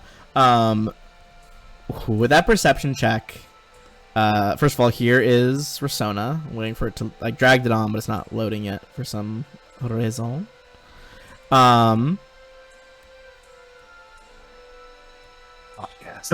This is Rasona. Nice. I don't trust her either. I like the pose. Yeah. Oh yeah, she real sassy. Sassy. With that perception check, you realize on the top of the cold storage container that she just put the body in, she's like tapping out a pattern. It's the pattern of the wavelength from the app. Oh fuck! I have no idea what to do with that though. Everywhere. That's what you notice. Where did you learn that tune? That rhythm you're tapping? Ooh, man, you guys are sussing her out here earlier than anticipated. Okay.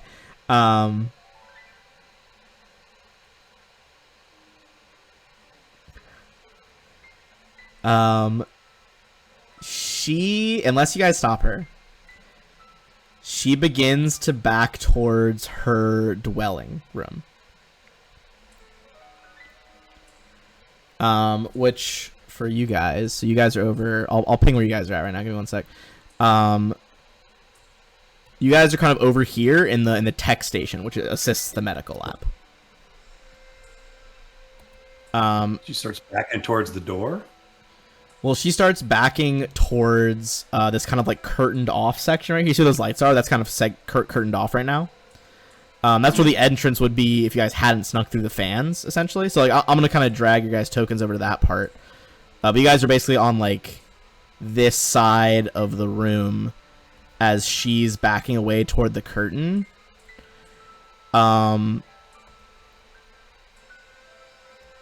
You begin to see. I'm gonna shrink her token back down. Actually, as she's backing away, how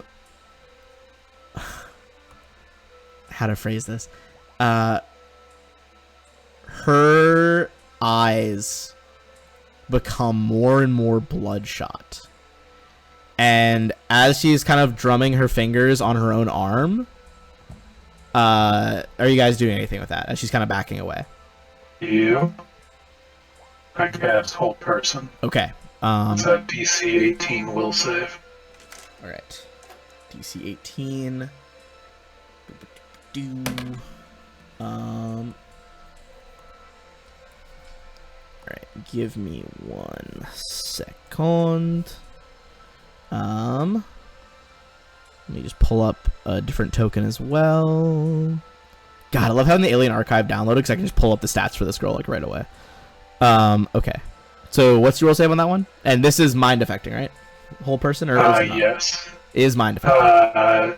Or I don't know if it is. Yeah, compulsion, mind affecting. Okay. So what's the Enchantment? enchantment? Okay, so she does get a bonus to this because of her race.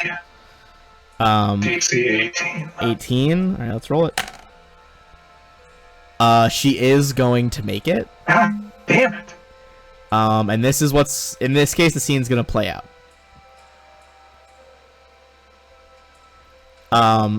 Get her. She kind of doubles over. She's still backing toward the curtain. I'll remove that other token. I was just using that for its stats. Dr. Lohman's still in the room, right? Dr. Lohman's like in the back over here. I'll shrink down her token and put her over there. She's basically like right behind MK, like right here by this console. Okay. I mean, if I have a chance to move, I just want to like step between her and this. Sure, I'd say that's fine. You could do that. She's just like, Rasona, what's going on? Rasona kind of bends over, and you hear a wet, and she holds out her hand. And she's holding some sort of red orb in her hand. As she looks up at you guys, you see she raises her gaze from the small bloody orb in her palm.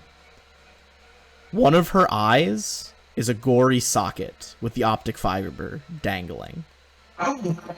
The other eye has become wide and glossy black. You see her face seem to ripple between pale Verthani, human skin, dark green scales, and she cries out, It's on the inside! Is it inside you? Can I see it? I must see it! And she rips the curtain down. You see 3 other guests, all of their eyes with that same black sheen over them, begin stumbling towards you, each holding like improvised clubs made from like bits torn off of like a barbell rack or like a towel holder from their own bathrooms. And we're going to roll for initiative as they stumble towards you. Jeez. We pushed a little too hard. Yeah. Yeah, you guys sussed that out a little quicker than I thought. We didn't rest before this, did we? We No, did you, Short We did a rested. short. you did a short Short rest, rest. yes, but you didn't. You did not do a full rest. Goddamn, can I not roll above a 10 for initiative? I mean, I wish that you could. 2.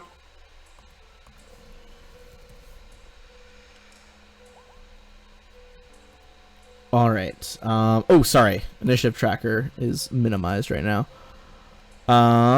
Beep-a-deep-a-doo.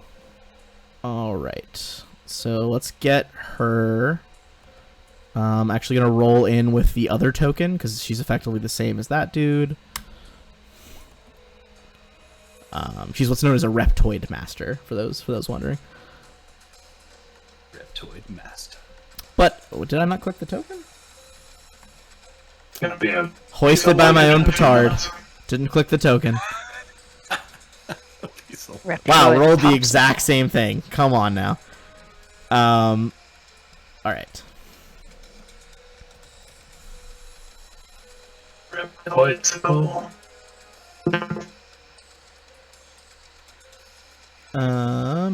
Bum. And I am. There's no official art for these like weird zombie things, but I'm just gonna use an art that I actually really like. It's from one of the first Starfinder campaigns. But I just want to show you guys because I like it. It's void zombies, but they do just look like guests with black eyes. But cool. I mean, Yeah. cool bros. It reminds me of the zombies from The Expanse. Mm-hmm. Vomit zombies. Yeah.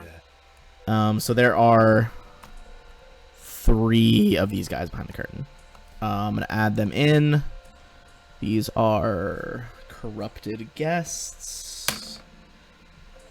As she gave like that creepy little speech, they're basically kind of just mimicking her.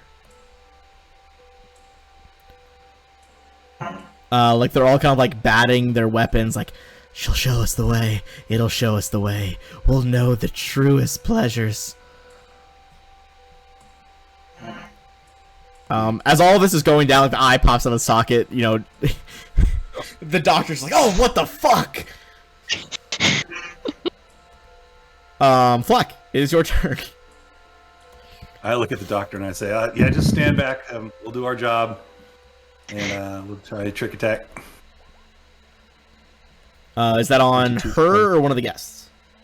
Oh, on her. Yeah, Okay, so stealth check. Persona.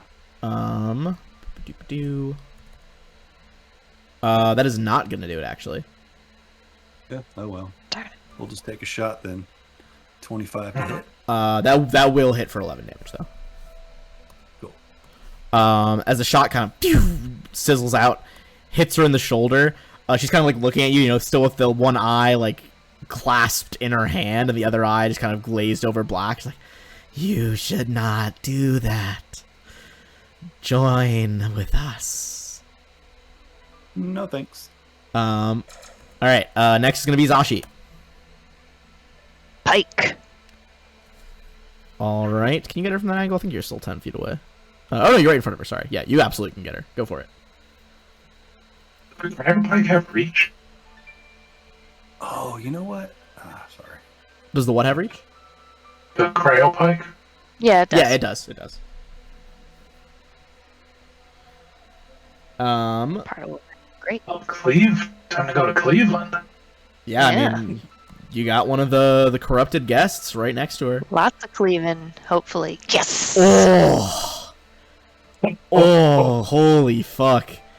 Your You eyeball. real back as she's like like pulling a pistol out from her belt and just boom, clock her across the face for 30 damage.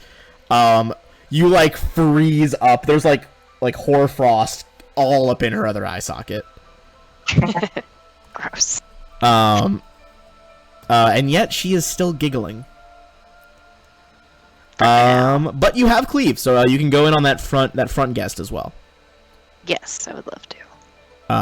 And as one can imagine, they are a lot less healthy than a Reptoid. They're just regular ass guests. I will say, are you going in like non-lethally with these attacks? I presume not on the creepy Reptoid lady, but on the guests. Do they look like full-blown zombies, or do they look? They're not like zombies. That's just the who are... Yeah, they just look like guests that have been. Also, give me a perception check on them as you kind of like. Okay. Actually, oh shit! You guys did this with the doctor in the room, right? Yeah. Sure. Yeah, she's just gonna call this out to you guys, actually. She's just, like, holding up, like, a medical scanner in the direction, and she's just like, what the they're alive. They're definitely alive. They're also cold-blooded. I don't know. Something's wrong with them. As, Dr. Lohman is kind of, like, freaking out. Okay. Well, assuming I hear that, then I will not try to kill the guest. Okay, in that case, it'll be same roll, just with a minus. We'll add a -4 afterwards. Okay. Already rolled, so it was a Oh, sorry. 17. 17 down to a 13. So these guests aren't wearing armor, but this one moves with near inhuman speed, and a 13 actually like just misses them. Yeah. Th this one's kind of holding like the bar of like like some weights that he's taken and now is using as like a club. All right. That's gonna be the corrupted ones. They're gonna start moving up. So Zashi, this is gonna provoke from you from that first guy. Cool. So go ahead and do another swing. Non-lethally again, that still misses. Just gonna go back to lethally in a minute. Okay. The two of them start wailing on Zashi. One is gonna wail on MK, as they're all just like, she will show us the way. Signal will show us the way. The signal will show us the way. They start swinging with their modified clubs. So first one, MK. It's gonna be a 17 against KAC. That is a miss. Kind of just hits the wall next to you as you duck out of the way as he swings that barbell. Next one coming in with like a towel rack on Zashi. 18. Nope. Parried away with the cryopipe. That was a stretch. Yes, the old Pio. The old pyrocrike. Old reliable. Next one is a 24 though. Okay, that does hit me. Okay, cracks you across the face for 10 bludgeoning. Ouch. Yeah, it's rough. Luckily, the Reptoid got pretty low on the initiative order here, so Koss and MK, you guys are still gonna go first. Koss, what are your thoughts here as the guests begin to like lurch forward and kind of swarm the room? His thought is that I don't like the fact that she told me that they were. Fair enough. Is this a wall, or can I hit that is a wall. Technically he's squeezing right now, so this little line of lights here was like a curtain. He's kind of like squeezing on the curtain, so you do have a shot on him. Okay. If you would like to take it. No, I'm gonna leave the old zombie dum-dums alone. Okay. And he's gonna combat check and shoot something. Okay, are you shooting at our Reptoid friend here? Yes. Alright, I just wanted to hit some zombies, bro. Yeah, it's hard when they're alive. Yeah, when they're alive. A little bit of a moral quandary. Yeah, no, he's gonna shoot his optical laser at old reptile. Your eyes just start glowing red. One of them extended laser burst goes towards her. 24 does hit for 5 fire damage as like almost eye directly into her empty eye. You just laser connects you two. All right, as that goes off, we're going to let me subtract that damage from her.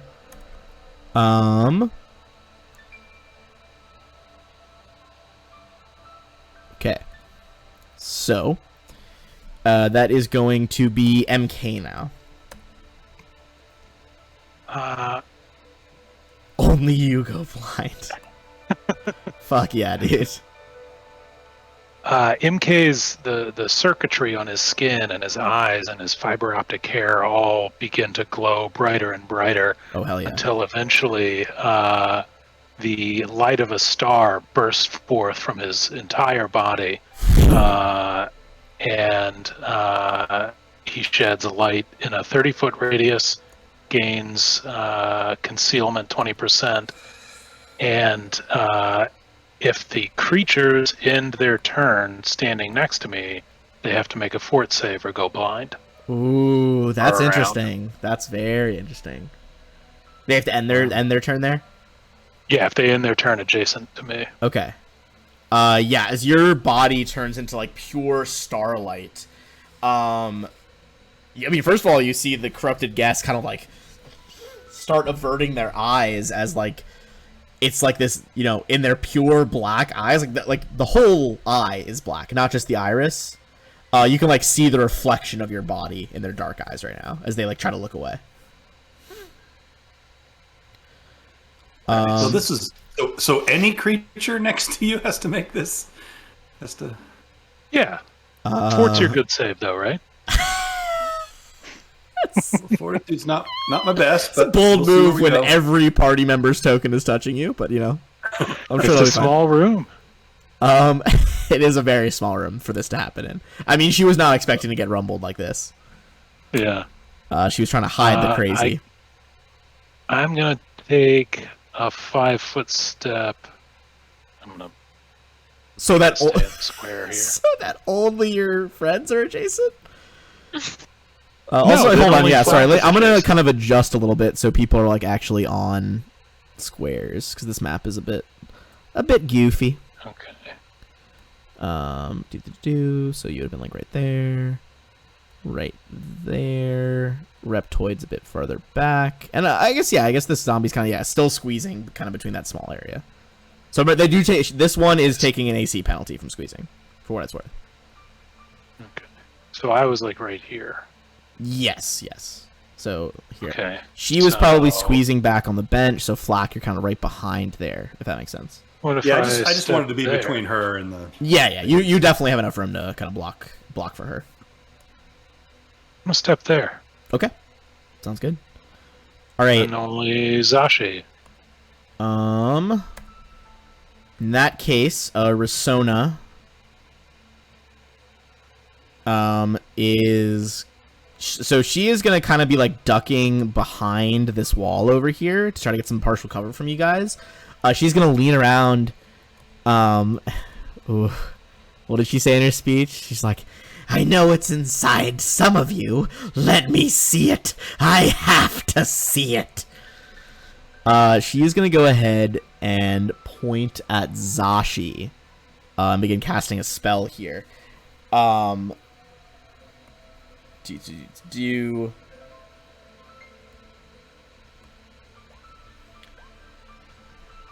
What is she gonna try? She is going to try a charm person spell on you.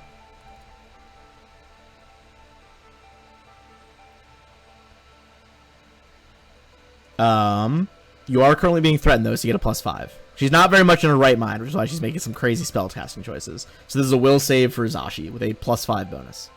All right. Actually, I get another, I think, +2 because one of my new feats is Spellbane. Oh, Nice. you'll love to see it. Yeah, go for it. I'm sorry, you said It's a DC. Whittle? You can see it there in her stats, but it's a DC 18. Yeah, so will save DC 18. Total, you're getting a +7 to this, unless the +2 is the +2 already factored in from your feat? I don't think so. I don't think I got it into roll 20 yet. Okay, so well, I mean, 25 would have done, 27 does it too. You resist the charm person. I glare at her. She glares back with one eye, and then like throws the other eye across the room. Flack. Okay, so Reptoid just moved out of my line of sight, right? Yeah, I mean, you can kind of tell she's crouching behind that wall there, so you have a shot. She has improved cover right now, which is because this is like a floor to ceiling wall, so she has +8 to her AC and a +4 to reflex saves. Well, I don't really want to shoot these guests. So I'm just going to take a chance. I'm going to take the chance, and I'm going to... well, first I'm going to use my movement to fire up my cloaking field. Okay. And Faye, you start to flicker I'll out just of take a existence. trick attack and see if I can hit it. See if I can hit her. All right, yeah, go for it. So make that does beat it this time. So if this hits, it's a trick attack. And I'll use my Corona laser pistol. All right, laser goes off. Nah, with the wall, it kind of burns into the wall, leaves a bit of a heated, metal slag where it hits. But you just see she's like giggling behind it. She's like, might be in the mouse too. It could be in the mouse too. Zashi. Oh, mouse. Now I'm angry. She fully calls you a mouse. Yosoki, bitch. Zashi, what are you gonna do with all these friends around you? All right. I'm gonna do the same thing as before. Okay. So, Hell yeah. can I reach over the zombie in front of me to try to swing at You can, but what's her face? she does still have that improved cover. So she's got a +8 to her AC right now. Which thing is she behind? Is it the lights that It's like this gray wall right here. It's kind of floor to ceiling. You can't see it under the zombie, but it kind of extends into this section. Okay. So I would have to could I push through the zombies? Or I just can't move through them, could I? You could make an acrobatics check to try to push through them, or to go around them. Or you could also just, tank it. You could try to do a combat maneuver to trip one of them, but that would be your standard action to get over them. Let me try acrobatics to get over or around. Okay, this reminds me when you did that crazy backflip onto the metal catwalk in Aeon Throne. Ooh, that might fucking do it. 26. Let me check these guys' stats. Zashi fully, not with the cold end of the pike, where the cryo gas comes out, but uses the blunt end to pole vault in this small room over the central zombie and lands kind of right next to the Reptoid. Yes. 0 op attacks. She whirls around and what? It doesn't matter. It doesn't matter. It doesn't matter. Just mumbling to herself. Pike. Oh man, that's not a good one. Even without the +8 from the cover now, she still tucks and rolls out of the way. Yeah. All right, that's gonna be the guests. We're gonna have each of them take a swing, one on each of you. So top guy's taking a swing on MK, and then MK, what's the concealment right now? 50%? 20%. 20%. Okay, hold on. Let me get my. I wish it was 50. Let me get my D100s. My D10s. On a 1 through 20, 18. That's a miss because of concealment. The dude's hefting that barbell, kind of can't really see you. Swings, misses, is ending their turn there. So what does he have to? Is he just already blinded, or is there a save? No, he. Sorry, give me 1 second. I had it, but then everybody else had a turn, and now it's buried. Yeah, sorry, I was mashing some There we spells go. by accident. No. Fortitude save or be blinded for 1 round. Huh. Does not say what the. Oh, equal. Well. What level spell is it? It's not a spell. It's an ability, isn't it? Spell supernatural ability. Yeah. So I'm not sure what the DC is. I imagine it would probably be 10 or 15 plus your casting modifier. Yeah, that makes sense to me. Which plus means 5. it would be somewhere in the range of 15 to 20. I mean, we'll just call it 18 for now, because that's pretty close to your other spells. Yeah, that's fine. All right, let me roll. That is a fail. I mean, this guy's just a guess. So he is blinded next round. So I'm gonna mark him with a little eye right here. Okay, so now for the one going on Cost. Cost, that is a crit. Well, that's Dislike. So let's roll for the guest. This is with his improvised club. It's gonna be 22 bludgeoning damage as he raises the towel rack and just cracks you in the ribs.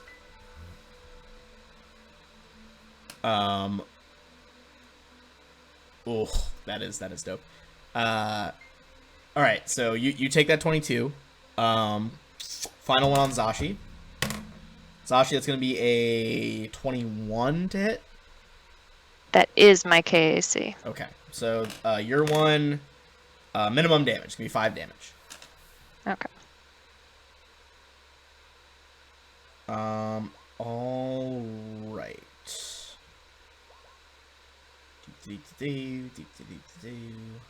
Yes. Okay. So that's all they can do. Cost.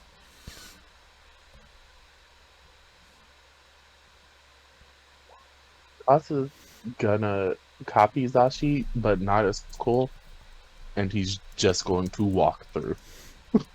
Just tank them. Yeah. Stroll. I'm gonna Just say takes a stroll. so if you're blind, you can't op attack. I'm pretty sure. So he does nothing. The other two are just like fucking wail on him. So they're both gonna go for it. Oh no way! That's like a 14. And 16 also doesn't hit. I'm assuming. Nope. I like to imagine that like both do hit, but it kind of just like bounces off your thick chest as they're just like Just flexes. Yeah, you you just stroll straight through them like it's no fucking big deal at all. Okay, well, that was just your movement. Love cost. No I love pe- cost so much. No Oh my penalties. God. Cost has just been a force of just like not taking anyone's shit this session. Not giving a Like fuck. every time you gotta know about someone's like, oh, I've heard of that. Yeah, you guys haven't heard of that? I got you. Oh, zombies? I don't give a fuck. Fuck Moths? zombies. Oh. Light that bitch on fire with a crit. Okay, Cost, what are you doing here? And because she went around the wall and broke my combat tracking, I don't have that bonus. Okay. So he is going to shoot her, or attempt to shoot her, with his rocket rifle. Oh, Oh shit. I like to imagine one of those lab chairs next to you. To get a better shooting stance, you like Captain Morgan put your fucking leg on one of them so you can rest your elbow on the knee and just whoop. Rocket goes off. Unfortunately, that is gonna be a miss. Oh. The chair. It turns out you It's a thought swivel chair. Yeah, exactly, dude. I was gonna say you thought it was a stable lab chair. It's fully just a rolling chair, and it like rolls off your aim a little bit. That's a lot of bludgeoning damage as the projectile just slams into like denting the fucking wall in the underground of this asteroid.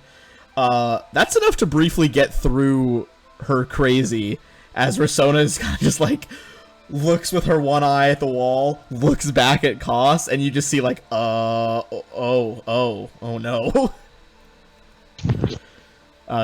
Kick the chair out of the way. Fuck that chair. MK, you are still very much glowing. Yeah. Wait, Okay. Flack, did you make the save to be blinded on your last turn? Oh, I don't think I ever rolled. Roll a fortitude save. Next time it won't be a warning, just brazens through it. Oh, question: is this a what do you call a high-level radiation exposure? Do you have an ability Is that- against radiation exposure? I do. Yeah, I do. God, I love Starfighter. I can cast Irradiate. So but that's so not without this. it's a 12, with it's a 29. Whatever you want. What? Oh, you rolled it twice. I thought you were saying the bonus was plus 17. I was like, what fucking ability? There's no way. I just rolled it again. I think you are probably blinded. It doesn't matter because you missed that last shot anyway. It's just one round. Yeah, it's just for one round. As you're just like take this shot and you're like, damn, I missed. You look to your left, you're just like, oh fuck, God, MK, turn it down. I say, MK, what the fuck, man? Come on. Okay, with that previously resolved. Just for the fun of it, I'm gonna say on that next time won't be a warning shot. Can you please give me a bluff check, Koss? I'll tell you right now, believe it or not, the crazy lizard lady, not big on sense motive. Go figure. So you might be able to get away with this. I will say Koss is slightly better at bluffing than he is at intimidating. Okay. So. Hey, not bad. She fully looks panicked, like she's gonna try to go run over and fight Flack instead, as she's just like, holy shit, that was a warning shot. Like, what the hell am I doing here? MK, it is your turn. Oh, fuck. Oh, fuck, oh, jeez. Oh, god damn. Sorry, I had a desk malfunction here.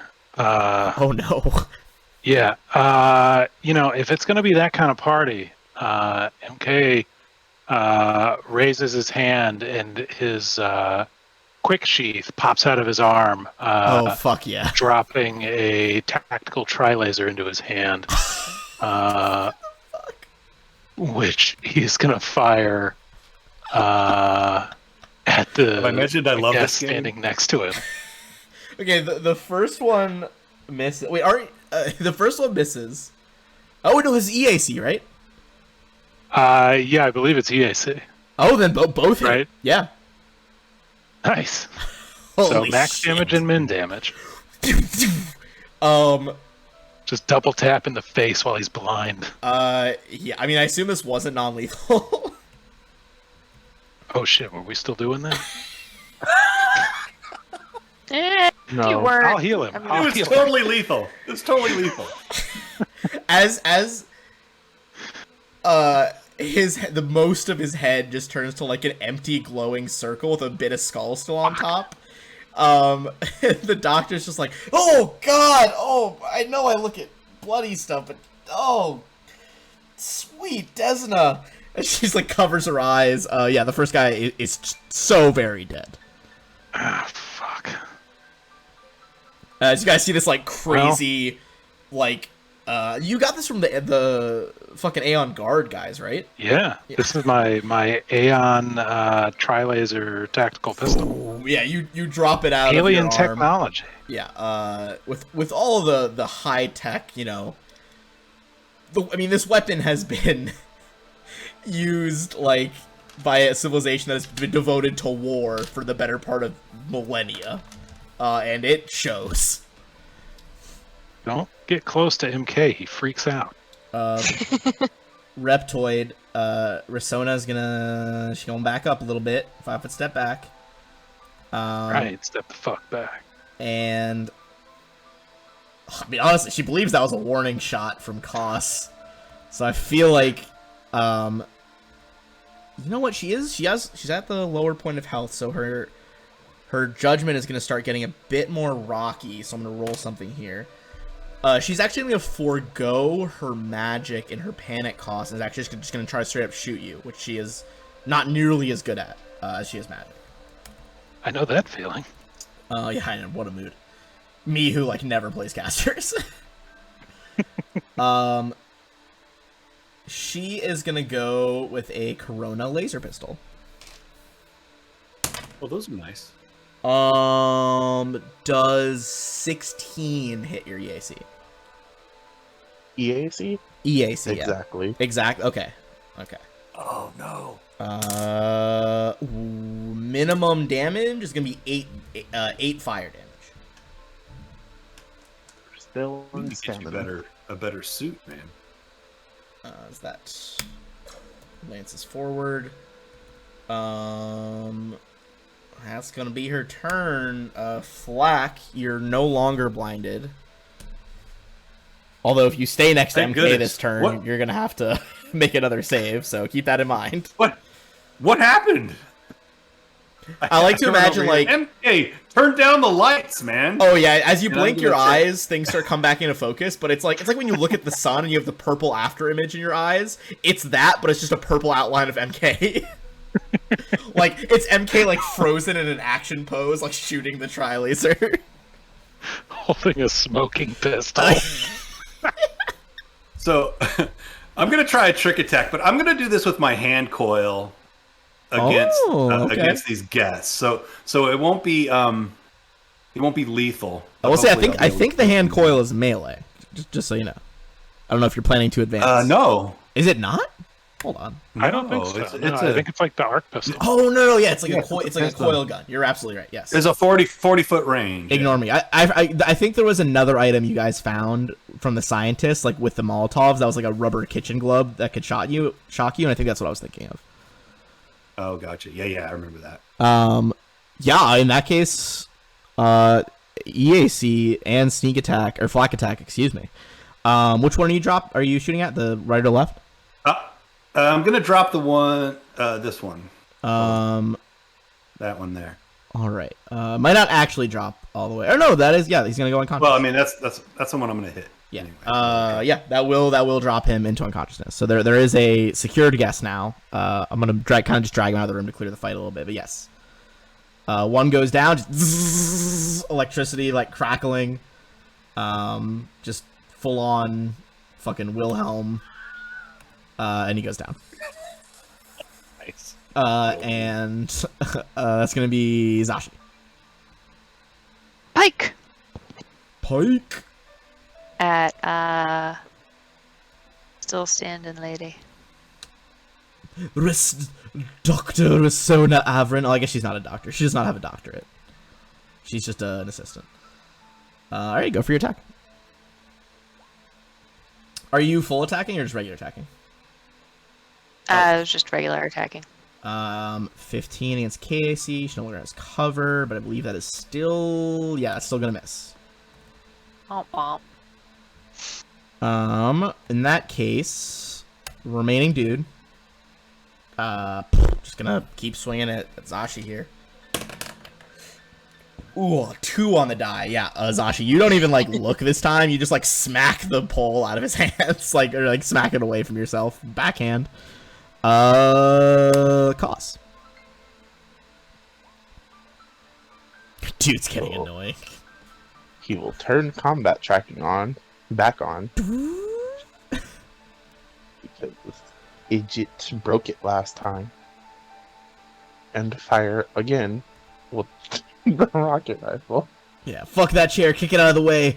The tracking lasers in on her. You pull the rifle's trigger. God, I have the Gonna Starfinder break the weapon moment pack. of cool What is for this? a second.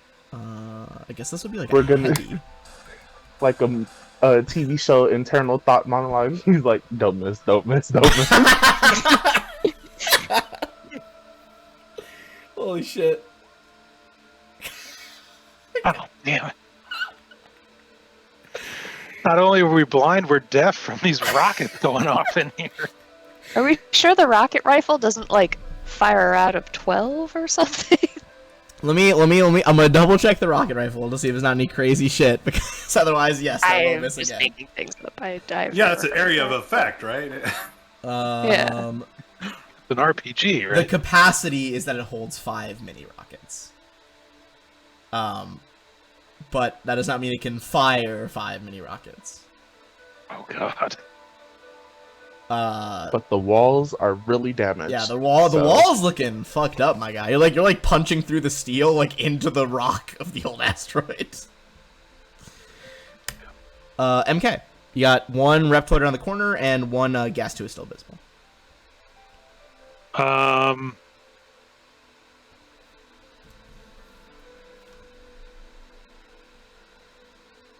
I gotta do the... Also, I made the AC not as low during the bathroom break. Regretting it. I overshot it the other direction. All the machines in here, it is very hot. It is very hot now. Yeah, Hate that. go for it. So I'm gonna move around that corner, and if that provokes, then let me know. But I am then going No, to you should be good from that spot. once again reach into the Reptoid's mind Ooh. and download a series of fascinating treatises on silicon alloys. Oh God. But I'm going to cast it as a second level spell, not as a third level spell. So that's it's 4d10. Just 4d10. Okay, and this is mind affecting, I believe. So Yes. species And resistance is in play. oh shit! I forgot she's. Damn it. That is the fucking like 10th nat one I've rolled tonight. She fails. Awesome. I've been rolling rocks. 21 tonight. damage. Oh, hell yes. She is Brain drain. She's just like the crystalline structure of silicate is only equal in partial. Stop! She's looking really bad now. Like she's very close to death. As she's just clutching her head. There's burn marks on her. She's been bludgeoned. Cryo marks. I will drop Starlight Form as well. Okay, Starlight Forms goes down. She is gonna Sorry, attempt to lash out at you, MK, in response for that. And this time, I think she is gonna indeed use her magic. She's gonna use a hold person and try to hold you still while the other guy, the remaining guest, goes over to you. So her save for that is a 19. That's a high DC. I mean, hey, The high DC.